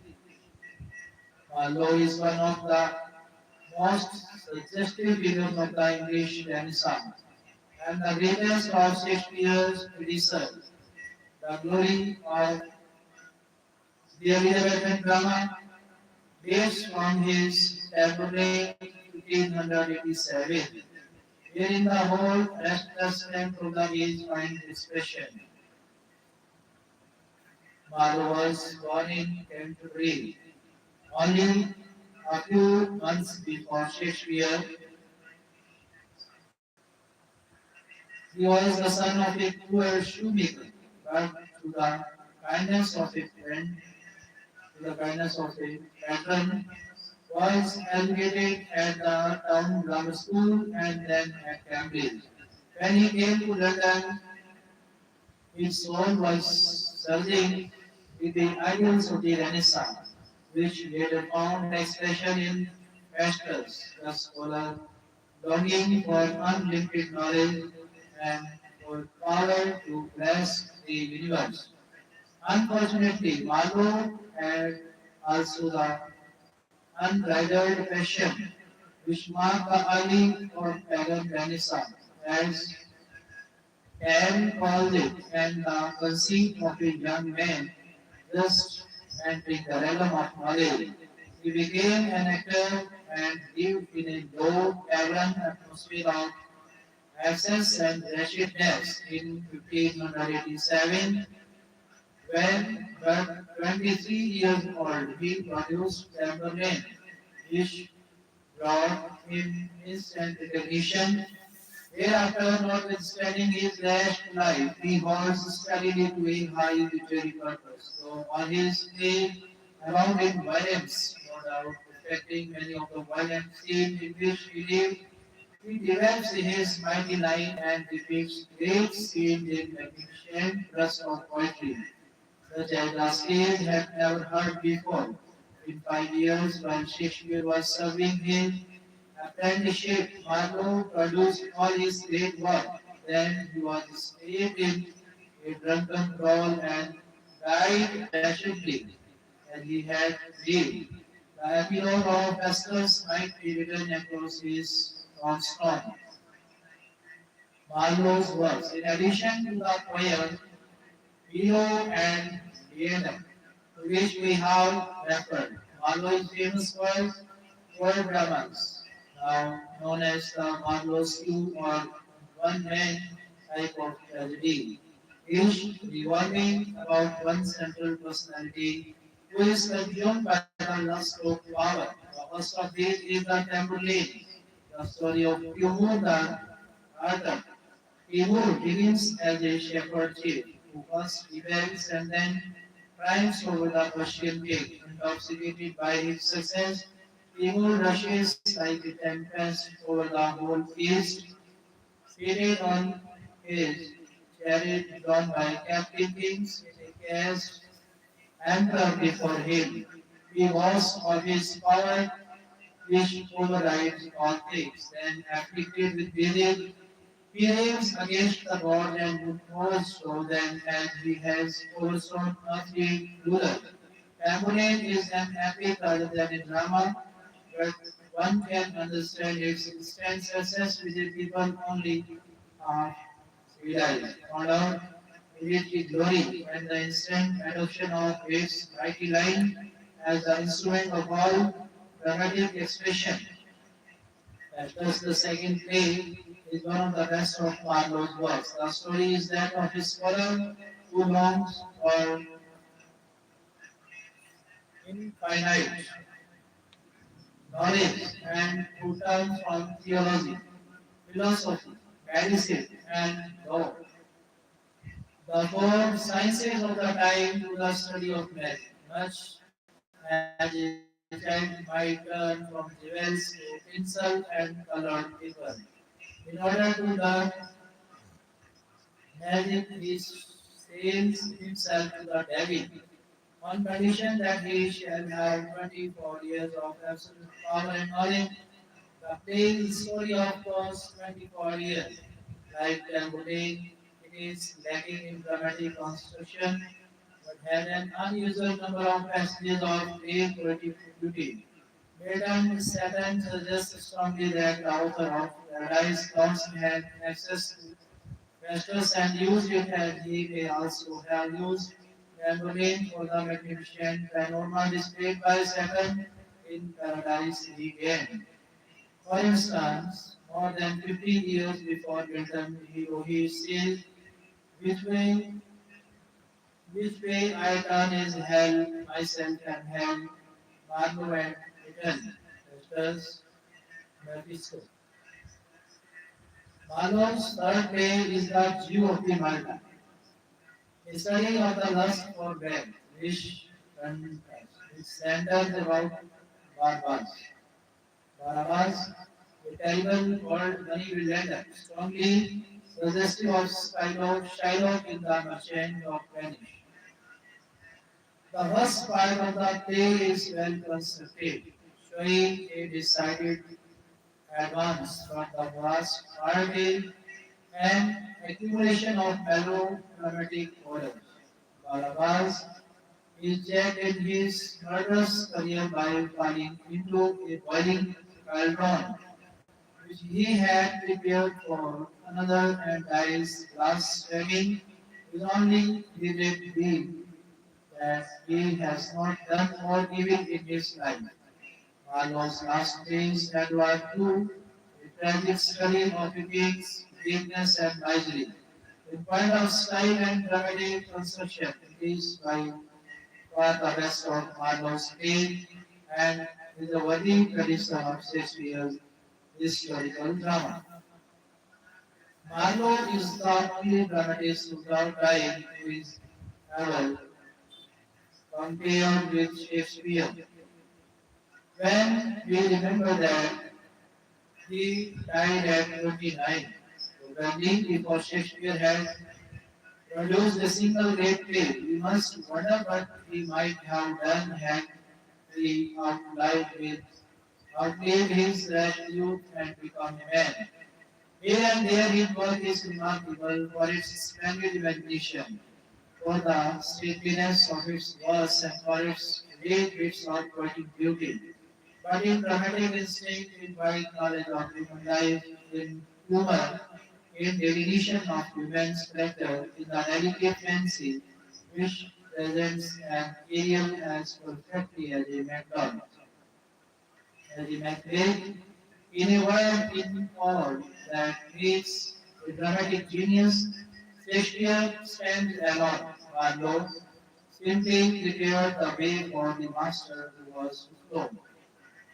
Variety of the early drama, the 30 years between our first regular English plays and Shakespeare's first comedy, witnessed the development of the drama which astonishes us both by its rapidity and variety.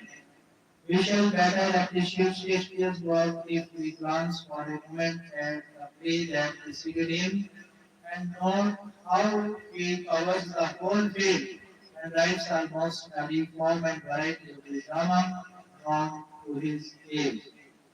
First in importance, or at least its popular interest, are the new chronic plays founded upon historical events and characters. They show the strong national spirit of the Elizabethan age, and their popularity was due largely to the fact that audience came to the theaters partly to gratify their awakened national spirit and to get their first knowledge of national history. Some of the moralities like violence, King or John, 1538, Jude Chronicle plays, and the early Robin Hood plays, and the vast tragedy Gorboduc show the same awakened popular interest in English history during the reign of Elizabeth. The popular chronicle plays in this we have the record of over 220,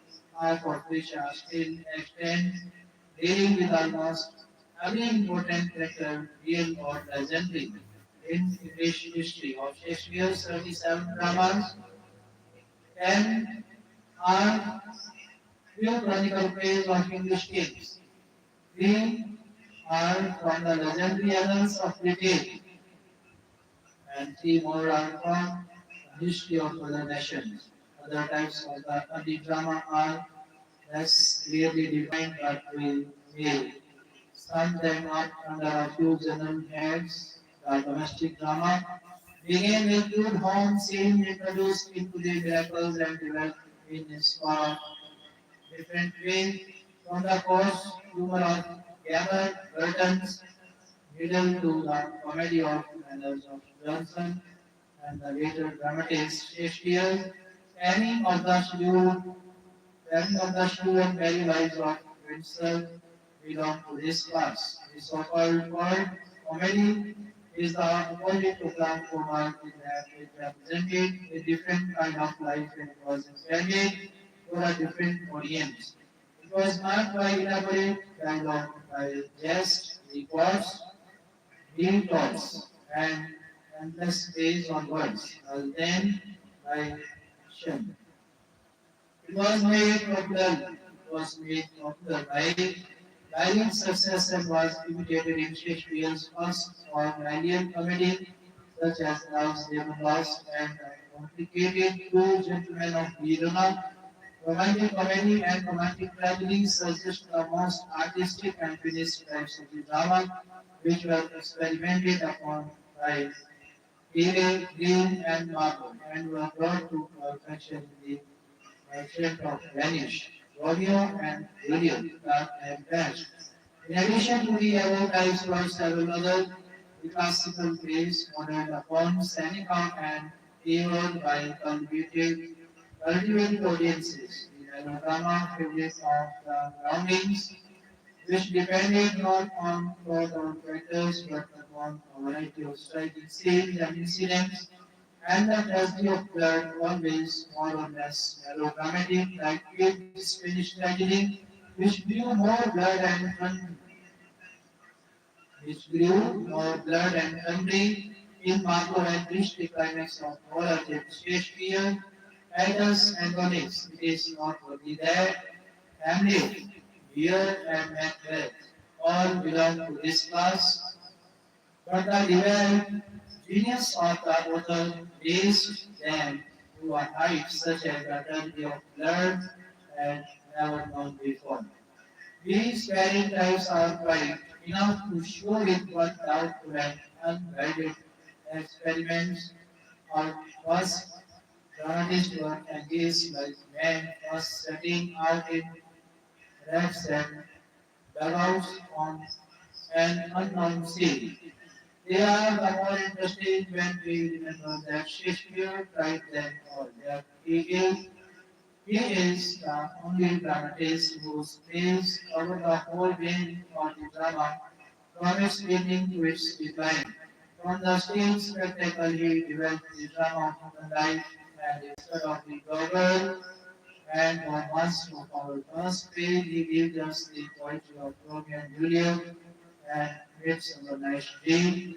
In a word, Shakespeare taught order out of dramatic chaos. In a few short years, he raised the drama from a wandering experiment with perfection of form and expression, which has since been revealed. Now, William Shakespeare. One who reads a few of Shakespeare's great plays, and then the medical story of his life is generally filled with a great wonder. He is an unknown country boy, poor and poorly educated according to the standards of his age, who arrives at the great city of London and goes to work at odd jobs in a theatre.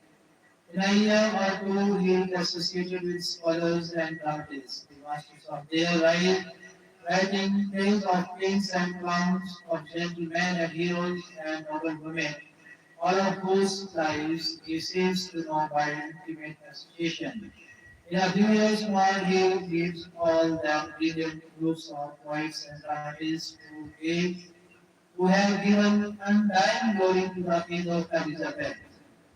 Day after day, run from his pen, mighty dramas of human life, and character following one another so rapidly that good work seems impossible, yet they stand the test of time and their poetry is still unrivaled in any language.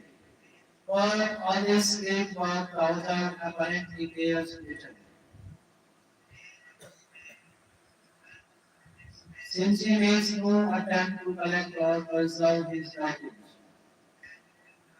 A thousand scholars have ever since been busy collecting, identifying, classifying the works which this exhibition workman tossed aside so carelessly when he abandoned the drama and retired to his native village. He has a marvelously imaginative and creative mind, but he invents if any, new thoughts or stories. He simply takes an old play or an old poem, makes it over quickly and low.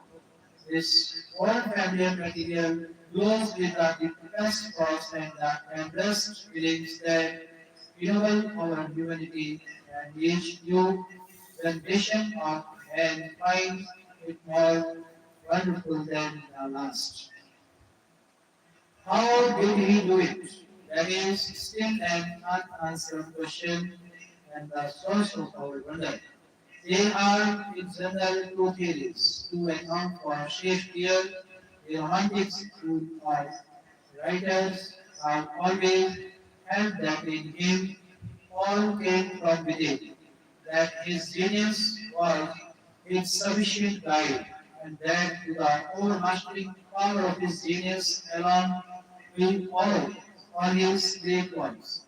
Practical, unimaginative men, on the other hand, assert that in Shakespeare all came from without and that we must study his environment rather than his genius. If we are to understand him, we live in a play-loving place. We study the crowds, gave them what they wanted, and simply reflected their own thoughts and feelings.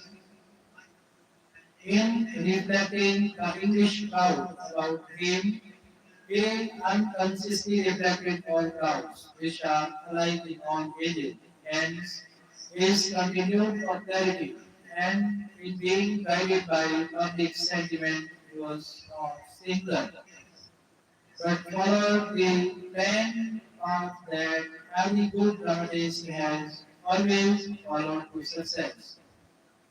Probably the truth of matter is to be found somewhere between these two extremes. Of his great genius, there can be no question. But there are other things to consider. As we have already noticed, Shakespeare was trained like his fellow workmen, first as an actor, second as a reviser of old plays, and last as an independent dramatist. He worked with other playwrights and learned their secret.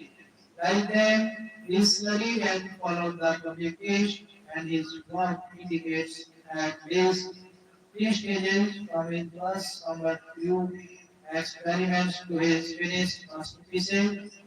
So, it would seem that in Shakespeare, the result of hard work and of orderly human development, quite as much as of transcendent genius. Life of Shakespeare from 1564 to 1616. Two outward influences were powerful helping the genius of Shakespeare. The little village of Stratford, center of the most beautiful and romantic district in rural England, and the great city of London, the center of the world's political activity. In one, we learn to know the natural man in his natural environment. In the other, the social, the artificial man in the most unnatural of surroundings. From the register of from the register of the little parish church at Stratford-on-Avon, we learn that William Shakespeare was baptized there on the 26th of April, 1564, old style, as it was customary to baptize children on the third day after birth. The 23rd of April, day 3, according to our present calendar, is generally accepted as the poet's birthday. His father, John Shakespeare, was a farmer's son from the neighboring village of Cedarfield, who came to Stratford around 1551 and began to prosper as a trader in corn, wheat, leather, and other agricultural products. His mother, Mary Arden, was the daughter of a prosperous farmer. Descended from an old Warwickshire family of mixed Anglo-Saxon and Roman blood. In 1559, this married couple sold a piece of land and the document is signed. The mark plus the marking plus of John Shakespeare, the marking plus of Mary Shakespeare. And from this it had been generally inferred that like the West, like the vast majority of their countrymen, neither of the poets' parents could read or write. This was probably true of his mother, but the evidence from Stratford documents now indicates that his father could write and that he also audited the accounts, though in attested documents he sometimes made a mark, leaving his name to be filled in by the one who drew up the document. Of Shakespeare's education we know little, except that for a few years he probably attended the enrolled grammar schools at Stratford, where he picked up his small Latin and West Greek, which is the untrained Ben Johnson refers. His real teachers, meanwhile, were the men and women and the natural influences which surrounded him. Stratford is a charming little village in beautiful Warwickshire, and near at hand was the forest of Arden. The old castles of Warwickshire and Anisworth, and the old Roman campus and military lords who appealed powerfully to the boy's lively imagination. Every phase of the natural beauty of this exquisite region is reflected in Shakespeare's poetry, just as his characters reflect the nobility and the bitterness, the gossip, vices, emotion, prejudices, and traditions of the people about him. Such passages suggest not only genius but also a keen, sympathetic observer whose eyes see every significant detail. So, with a nurse in Romeo and Juliet, whose endless gossip and vulgarity cannot quite hide the kind heart. He is simply the reflection of some forgotten nurse with whom the Shakespeare had talked by the wayside. Not only the gossip, but also the dreams, the unconscious poetry that stays in the heart of the common people appeal tremendously to Shakespeare's imagination and are reflected in his greatest tale. Othello tries to tell the current soldier the story of his love. But the account is like a bit of Mandeville's famous travels, feeling with our fancies that faint pen heads when the great groundwork was first called to their attention by reading explorer. Here is a bit of folklore, thus by Shakespeare's exquisite fancy, which shows what one boy listened to before the fire at Halloween. She comes in shape no bigger than a great stone on the forefinger of an elder man, drawn with a beam of little atomies, upward and noses as they lie asleep.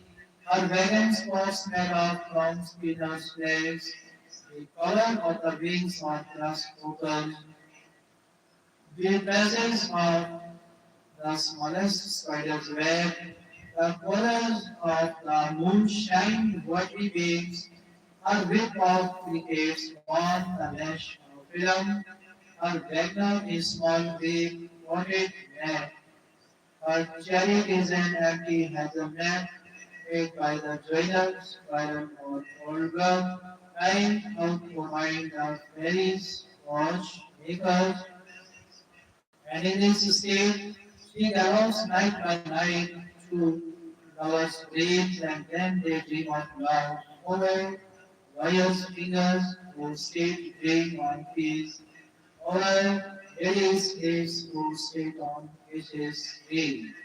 So Shakespeare's education at the hands of creation, which came from keeping his heart vibrant and his eyes wide open to the beauty of the world. He speaks of a horse, and we know the fine lines of a thoroughbred. He mentions the duke's hounds, and we hear them clambering on a foxtail, their voices meshed like bells in the frosty air.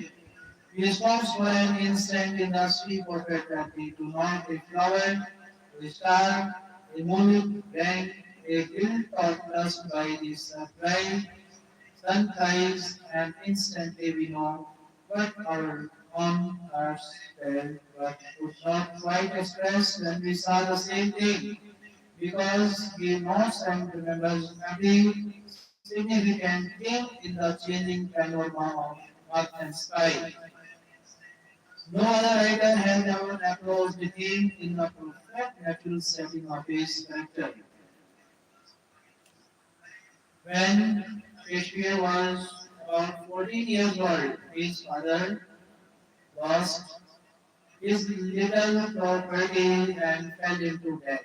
And the boy probably left school to help support the family of younger children. What occupation he followed for the next 8 years is a matter of conjecture.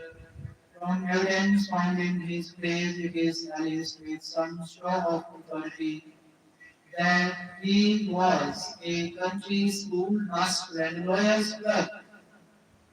Detector, although Paladin's in-laws labors laws, being the warrant for one and Shakespeare's knowledge of the terms were the other. But if we take such evidence, then Shakespeare must have been a botanist because of a knowledge of wildflowers, a sailor because he knows the ropes, a courtier because of his extraordinary facility in gifts and compliment and courtly language, a clown because none other is so dull and foolish, a king because Richard and Henry are true to life, a woman because he had sounded the depths of a woman's feelings, and surely a Roman because in holiness and Julius Caesar,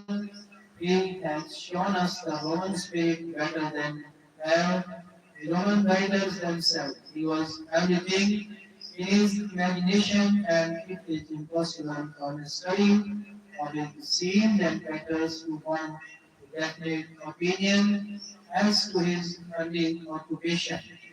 In 1582, Shakespeare was married to Anne Hathaway, the daughter of a peasant family of Shortley, who was 18, who was 8 years older than her boy husband.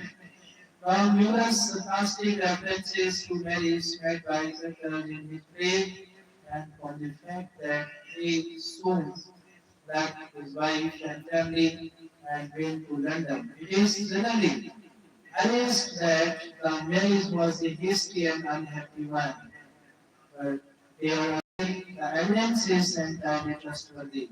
In many miracles as well as in later plays, it was customary to depict the seeming side of domestic life for the amusement of the crowd. And Shakespeare may have followed the public taste in this as he did in other things. The reference to love and home and quick joys in Shakespeare's plays are enough. If we take such evidence to establish firmly the supposition that his love was a very happy one, and the fact that after his enormous success in London, he retired to Stratford to live quietly with his wife and daughters, tends to the same conclusion. About the year 1587, Shakespeare left his family and went to London and joined himself to Barbade's company of players. A persistent tradition says that he had incurred the anger of Sir Thomas Lucy first by watching bearing that nobleman farm, and then when hailed before a magistrate by writing his curious ballad about Sir Thomas, which so aroused the old gentleman ire that Shakespeare was obliged to flee the country. And old record says that the poet was much given to all unluckiness in stealing pension and rabbits. the unluckiness, probably consisting in getting caught himself and not in any death or luck in crashes the values. The ridicule heaped upon the Lucy family in Henry, Paul and Mary, wives of Windsor, gave some weight to this tradition. Nicholas Roy, who published the first life of Shakespeare, is the authority for this story, but there is some reason to doubt whether at the time when Shakespeare is said to have paused in the deer park of Sir Thomas Lucy and Charles Scott, there were many deer on park at the place referred to. The subject is worthy of some scant attention, if only to show how worthless is the attempt to construct out of humor the story of a great life which, fortunately, perhaps had no contemporary biographer. Of his life in London from 1587 to 1611, the period of his greatest literary activity, we know nothing definitely. We can judge only from his plays, and from these, it is evident that he entered into the stirring life of England's capital with the same perfect sympathy and understanding that marked him among the plain people of his native Warwickshire. The first authentic reference to him is in 1592 when Green's bitter attack appeared, showing plainly that Shakespeare had in 5 years assumed an important position among playwrights. Then appeared the apology of the publishers of Green pamphlet, with their rebuke to the poet's sterling character and occasional literary references which show that he was known among his fellows as the gentle Shakespeare. When Johnson says of him, I love the man and do honor his memory on this side idolatry as much as any who was indeed honest.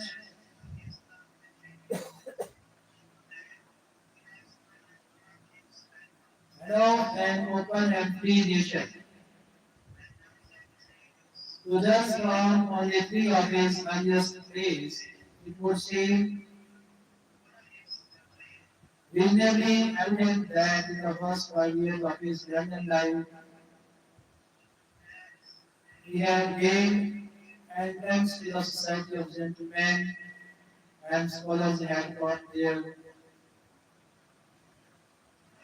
characteristic mannerisms and expression so was ready by knowledge and observation as well as by genius to weave into his drama the whole stirring life of the English people. The plays themselves with the testimony of contemporaries and his business success are strong evidence against the tradition that his life in London was wild and dissolute like that of the typical actor and playwright of his time. Shakespeare's first work may well have been that of his general helper and old joke about the theatre,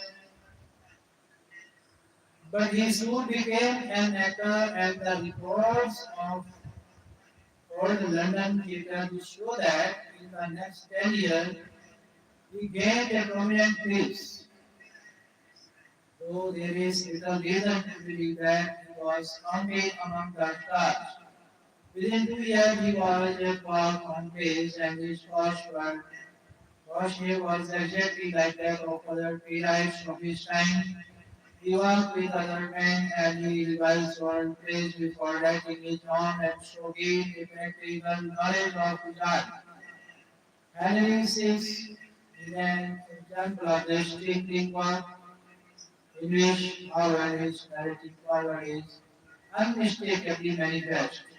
The three parts of Henry VI, the Richard VI, which belongs with them are the succession of scenes from English chronicle histories found together very loosely and only in the last page there any definite content and unity that he soon fell under Marlowe's influence is evident from the atrocities and bombast of Titus Andronicus and Richard Steele.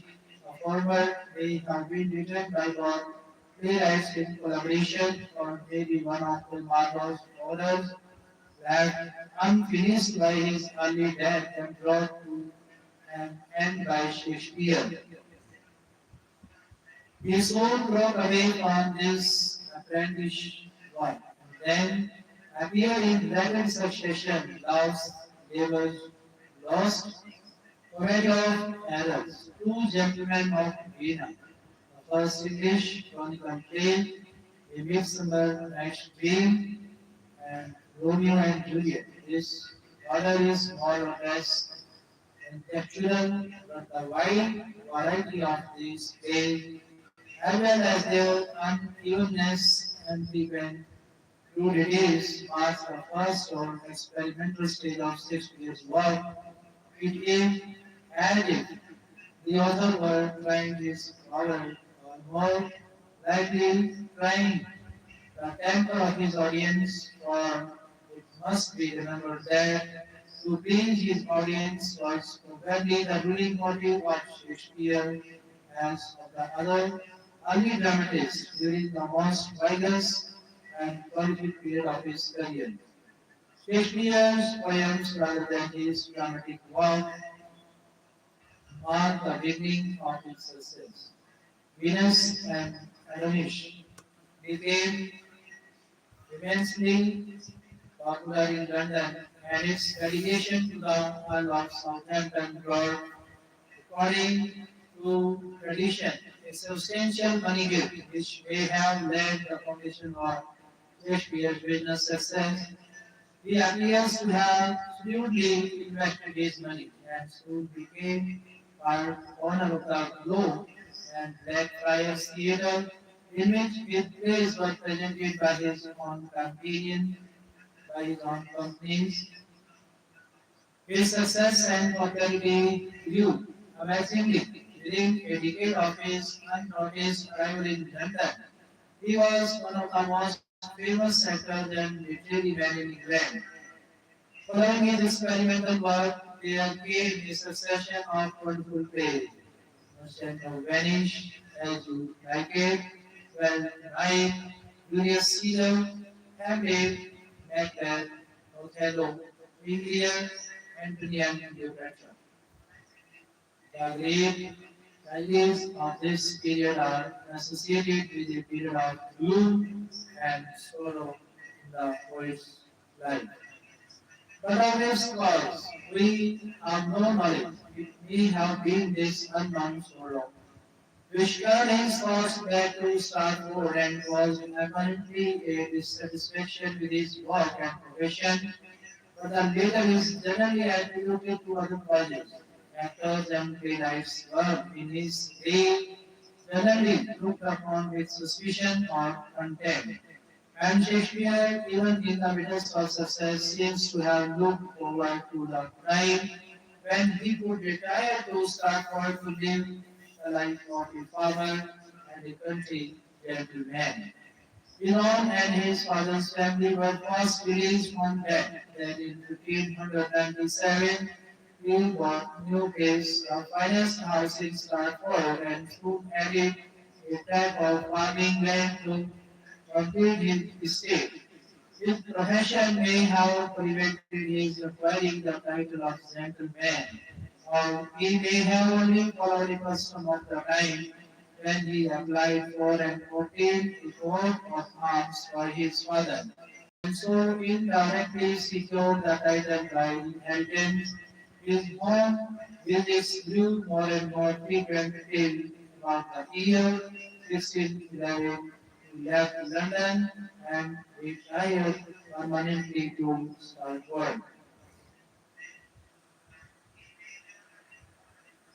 Though still in the prime of life, Shakespeare soon abandoned his dramatic work for the comfortable life of a country gentleman. Of his later plays, Coriolanus, Cymbeline, Winter's Tale, and Pericles show it is cited falling out from his previous work and indicate another period of experimentation, this time not to test his own powers but to catch the fickle humor of the public. As is usually the case with the theatre-going people, they soon turn from serious drama to sentimental or questionable spectacle. David Thatcher, who worked with Shakespeare and succeeded him as the first playwright of London. The decline of the drama had already begun. In 1609, however, occurred an event which gave Shakespeare his chance for a farewell to the public. An English ship which appeared at all on board was given up for lost. A year later, the sailors returned home and their arrival created intense excitement.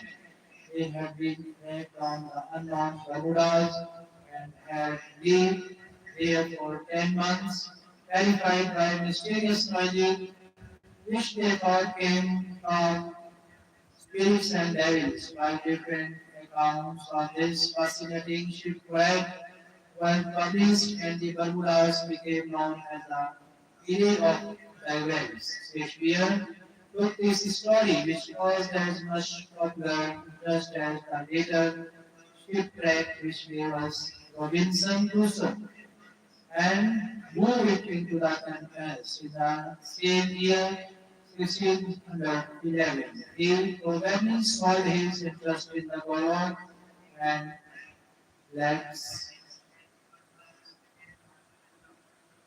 Blackbeard's Italy, and his dramatic work was ended. A few plays were probably left unfinished and were turned over to Fletcher and other dramatists. That Shakespeare thought little of his success and had no idea that his dramas were the greatest that the world ever produced seems evident from the fact that he made no attempt to collect or publish his works, or even to save his manuscripts, which were carelessly left to stage managers of the theatres, and so found their way ultimately to the hangman. After a few years of quiet life, of which we have less record than of hundreds of Simpson country gentlemen of the time, Shakespeare died on the probable anniversary of his birth, April 23, 1616. Died on the probably anniversary of his birth, April 23, 1616. He was given a town with the chancel of the parish church,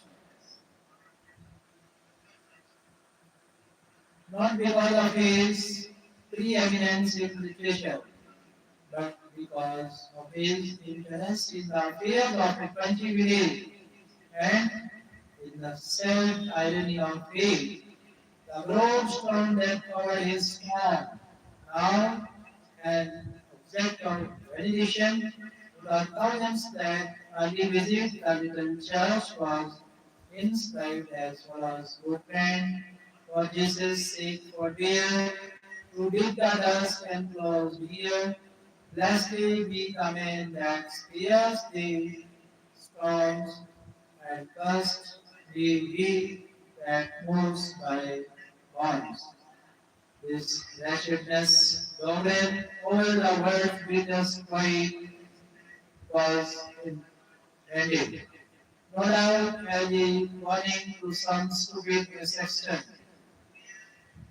lest he should envy the grave and give the honored place to some amiable gentleman who had given more tedious to the parish. Was of Shakespeare. At the time of Shakespeare's death, 21 plays existed in manuscript in the various theatres. A few others have already been printed in poetry form, and the latter are the only publications that could possibly have met with the poet's own approval. More probably, they were taken down in the shorthand by some listener at the play, and then perhaps by some publisher for his own profit. The first printed collection of his plays, now called the first folio, 1623, was made by two actors, Hanning and Condell, who asserted that they had access to the papers of the poet and had made a perfect edition in order to keep the memory of so worthy a friend and fellow alive. This contains 6 of the 37 plays generally attributed to Shakespeare, miracles being omitted. This celebrated first portfolio was printed from playhouse and manuscript and from printed titles many notes and changes by individual actors and stage managers. Moreover, it was full of typographical errors, though the editors enlisted great care and accuracy. And so, though it is the only authoritative edition we have, it is of little value in determining the dates or classification of the days as they existed in Shakespeare's mind. Notwithstanding this uncertainty, a careful reading of the plays and poems gives us with an impression of four different periods of work, probably corresponding with the growth and experience of the poet's life. These are a period of early experimentation. One, it is a period of early experimentation. It is marked by youthfulness and exuberance of imagination, by extravagance of language, and by the frequent use of rhymed couplets with his blank verse. The period dates from his arrival in London to 1595. Typical verse of this first period are his early poems, Love's Labour's Lost, Two Gentlemen of Verona, and They Shall See. The period of rapid growth and development from 1595 to 1600, such days as the Merchant of Venice, which the National Dream, As You Like It, and Henry Ford are written in this period, show more careful and artistic work, better plots, and a marked increase in knowledge of human nature. A period of gloom and depression from 1600 to 1607, which marks the full maturity of his powers. What caused this evident sadness is unknown, but it is generally attributed to some personal experience coupled with the political misfortunes of his friend, Essex and Southampton. The sonnets with their note of personal disappointment, well, right, it is Shakespeare's farewell to work, and his late tragedies and a King Lear, Macbeth, Othello, and Julius Caesar belong to this period. The period of restored serenity, of calm after a storm, which marked the last days of the poet's literary work, the winter's tale, and the tempest are the best of his later plays, but they all show a falling off from his previous work and indicate the second period of experimentation with the taste of a fickle public. During in succession, one plays taking a typical work from each of the above periods is one of the very best ways of getting quickly at the real life and mind of Shakespeare. Classifications of according classification according to source. In history, legend, and story, Shakespeare found the material for nearly all his dramas. And so they are often divided into three classes called historical plays like Richard III and Henry V. Legendary or Artful. Historical plays like Macbeth, King Lear, and Julius Caesar, and fictional plays like Romeo and Juliet and The Merchant of Venice.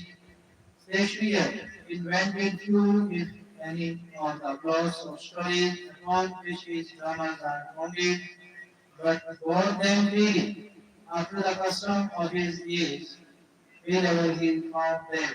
For his legendary and historical material, he depended largely on Holinshed's Chronicles of England, Scotland, and Ireland, and on Norse translation of Plutarch's famous lives. A full half of his plays are fictional, and in these he used the most popular romances of the day, seeming to depend most on the Italian storytellers. Only two or three of his plots, as in Love's Labour Lost and Merry Wives of Windsor, are said to be original, and even these are doubtful.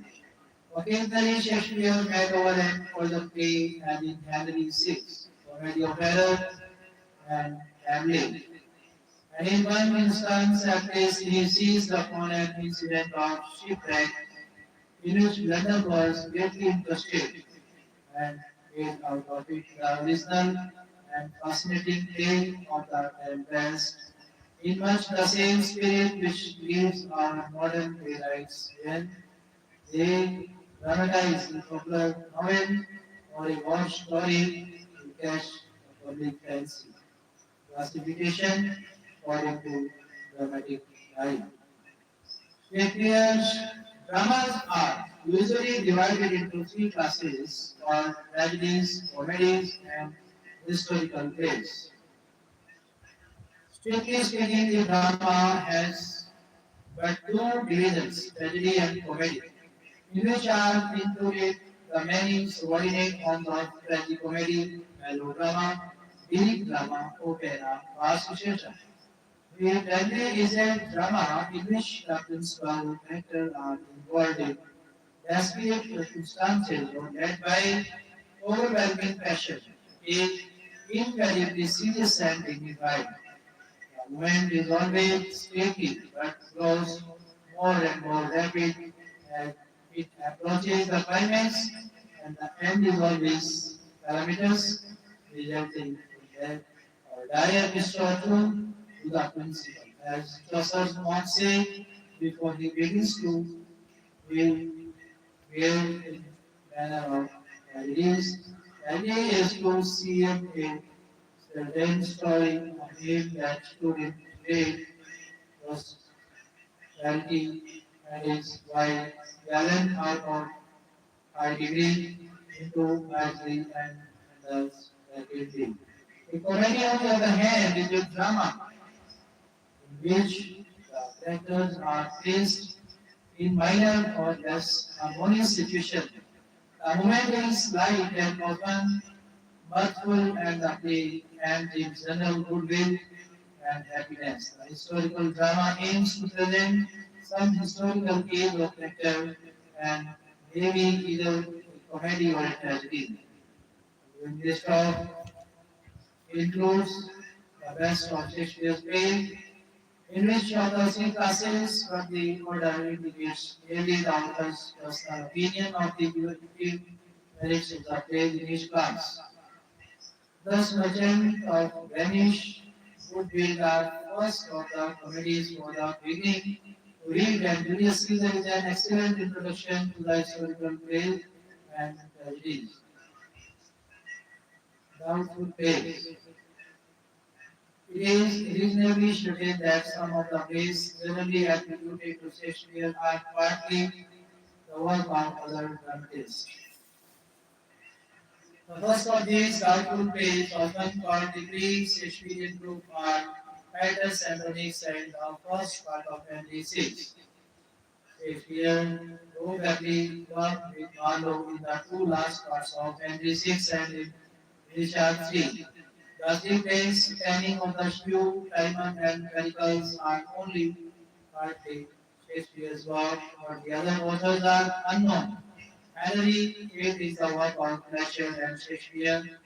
Opinion being divided as to whether Shakespeare and Fletcher, or whether it was an unfinished work of Shakespeare which was put into Fletcher's hand for completion.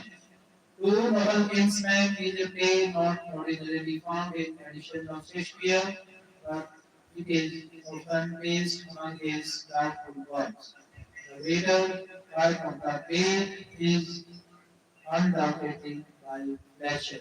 Edward III is one of several few plays published at first anonymously and later attributed to Shakespeare by publishers who desired to seal their work. It contains a few passages that strongly suggest Shakespeare, but the external evidence is all against his authorship. Shakespeare's poems. It is generally asserted that if Shakespeare had written no play, his poems alone would have given him a commanding place in the Elizabethan age. Nevertheless, in the various histories of our literature, there is apparent a desire to praise and pass over all but the sonnets as rapidly as possible. And the reason may be stated frankly. His two long poems, Venus and Adonis, and the Rape of Cupid, contain much poetic fancy, but it must be said of both that the subjects are unpleasant and that they are dragged out to unnecessary length in order to show the play of youthful imagination.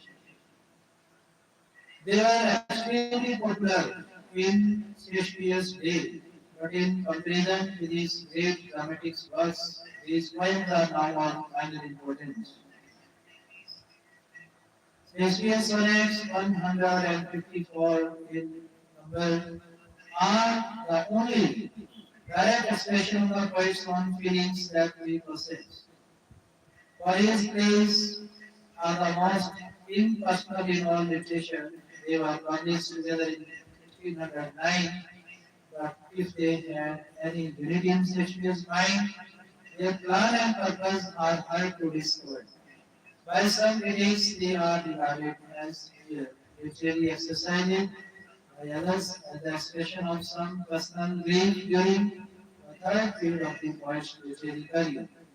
Still, others taking a hint from the sonnet, beginning, Two loves I have of comfort and despair. Divide them all into two classes, address women who was Shakespeare's friend, and to women who displayed his love. The reader may well avoid such classification and read up to sonnets like 29, for instance, and let them speak their own message. A few are clever and artificial enough, suggesting the elaborate exercise of a piano player, but the majority are remarkable for their subtle thought and exquisite expression. Here and there is one like that beginning.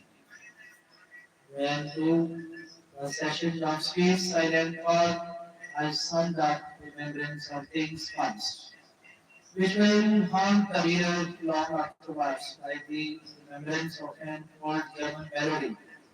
Shakespeare's place and influence. Shakespeare holds by general acclamation the foremost place in the world's literature, and his overwhelming greatness renders it difficult to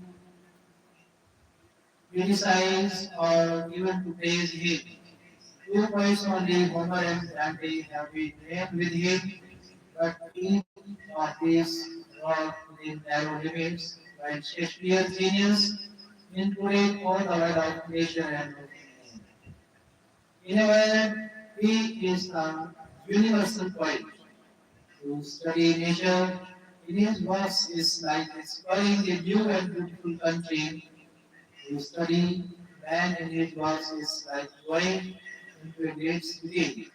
Viewing the motley crowd as one views a great masquerade in which past and present mingle freely and candidly, as if the dead were all living again. And the marvelous thing is this masquerade of all sorts and conditions of man is that Shakespeare gives the mask from every face, lets us see the man as he is in his own soul, and shows us at least one, some germ of good, some soul of goodness. Even things even for Shakespeare strikes no uncertain knot and wages, no doubts to add to the burden of good on. Good always overcomes evil in the long run, and thou faith, work, and duty are the four elements that in all ages make the world right. To criticize or praise the genius that creates these men and women is to criticize or praise humanity itself. Of his influence in literature, it is equally difficult to speak. Both he expresses a common literary judgment when he says, I do not remember that any book or person or event in my life have made so great an impression upon me as the plays of Shakespeare. His influence upon our own language and thought is beyond calculation. Shakespeare and the King James Bible are the two great conservators of the English speech, and one who habitually reads them finds himself possessed of a style and vocabulary that are beyond criticism. Even in those who read no Shakespeare are still unconsciously guided by him.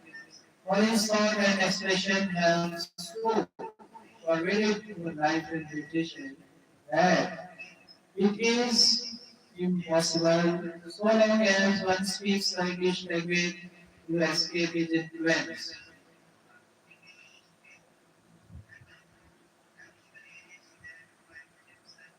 Life was gentle, and the elements so mixed in him that nature might stand up and say to all the world, this was a man.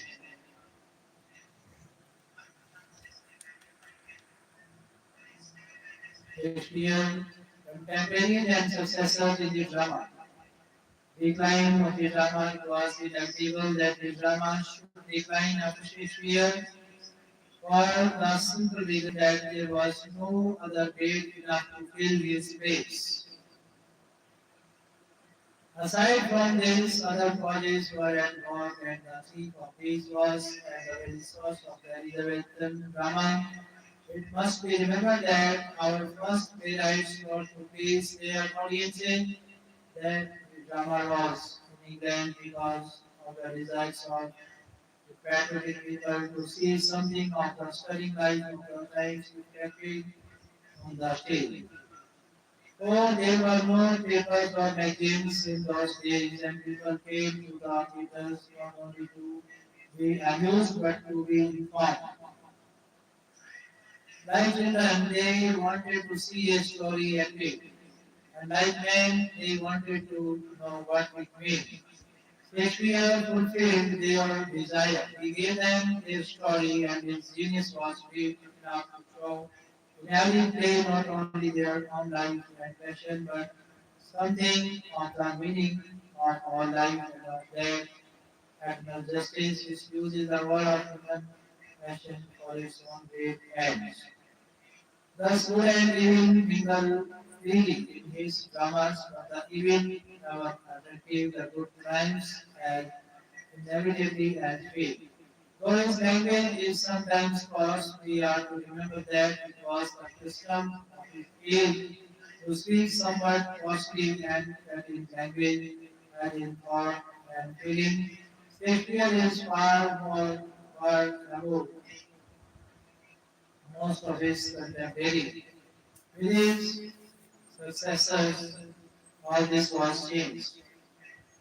The audience itself had gradually changed, and in place of 10 people eager for a story and for information, we see a larger and larger proportion of those who went to the play because they had nothing else to do.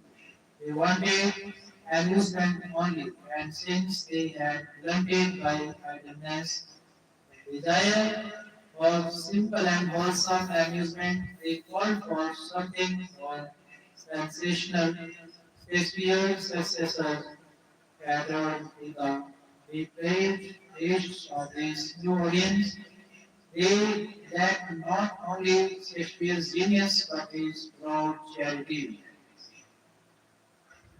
His moral insight into life, with the exception of Ben Jonson, they neglected the simple fact that man in his deepest nature is a moral being, and that only a play which satisfies the whole nature of man by showing the triumph of the moral law can ever wholly satisfy an audience or a people. Humor and pleasure, forgetting the deep meaning of life, strive for defect by increasing the sensationalism of their plays. The Western revealed in tragedies of blood and thunder. Messenger and Ford made another step downward, producing evil and licentious scenes for their own cheer, making factors and situations more immoral till notwithstanding this dramatist ability. The stage had become insincere, frivolous and bad. When Johnson's work firmly ran those stage with the judgment of a large and honest nature, grown weary of the praise and the prayers of the blind, we read with a sense of relief that in 1642, only 26 years after Shakespeare's death, both houses of parliament voted to close the theatres as leaders of rise and morality. Ben Jonson, 1573 to 1637. Personally, Johnson is the most tormenting literary figure among the Elizabethan. For 25 years, he was a literary dictator of London, the chief of all the wits that gathered nightly at the old Devil Tavern. With his great learning, his ability, and his commanding position as poet Juliet, he set himself squarely against his contemporaries and the romantic tendency of the age. For two things he fought bravely: to restore the classic form of the drama and to keep the stage from its downward course. Apparently, he failed. The romantic school takes its hold more strongly than the stage went swiftly to an end as sad as that of the early dramatists. Nevertheless, his influence like and grew more powerful till, added largely by French influence, resulted in the so-called classicism of the 18th century. Life of Johnson. Johnson was born at Westminster about the year 1573, and his father, an educated gentleman, had his property confiscated and was himself thrown into prison by Queen Mary. So his infant the family was of some prominence. From his mother he received certain strong acoustics and by a single short reference.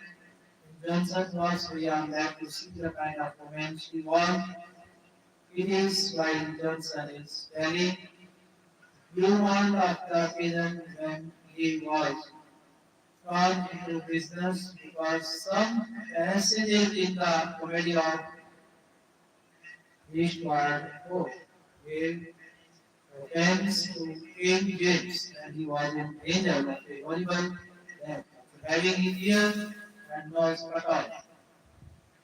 He tells us how after his pardon he was banqueting with his friends when his old mother came in and showed a paper full of rusty strong poison, which she intended to mix with his drink just before the execution, and to show that she was no child.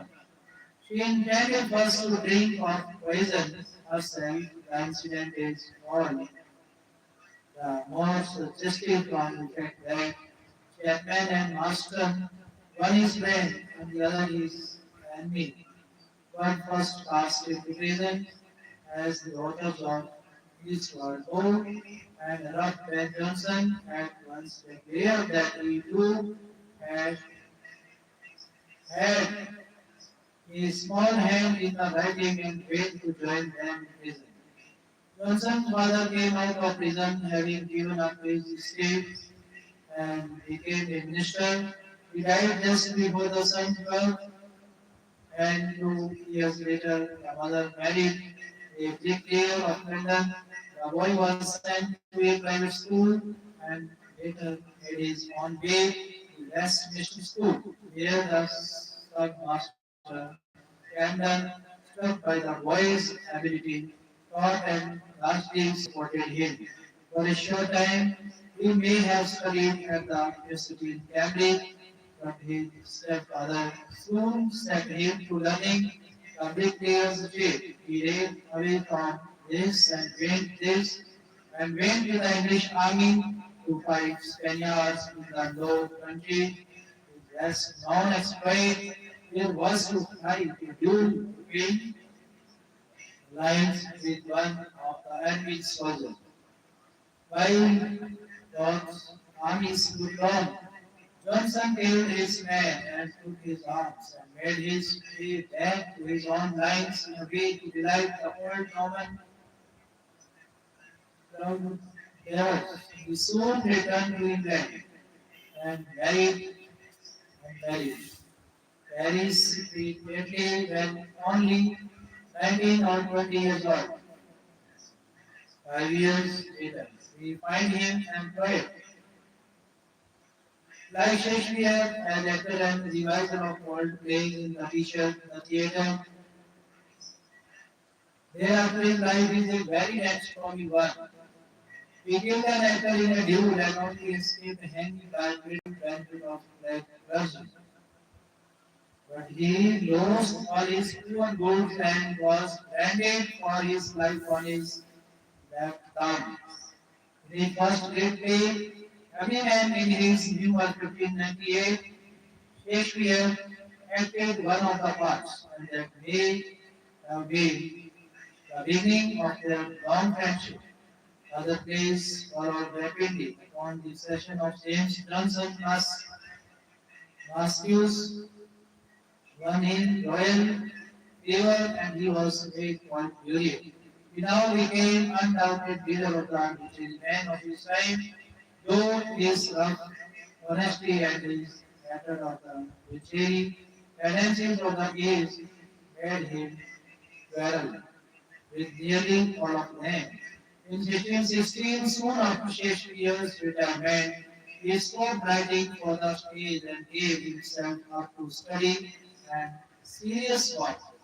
In 1618, he traveled on foot to Scotland, where he received from one from whom we have the scant records of his very life.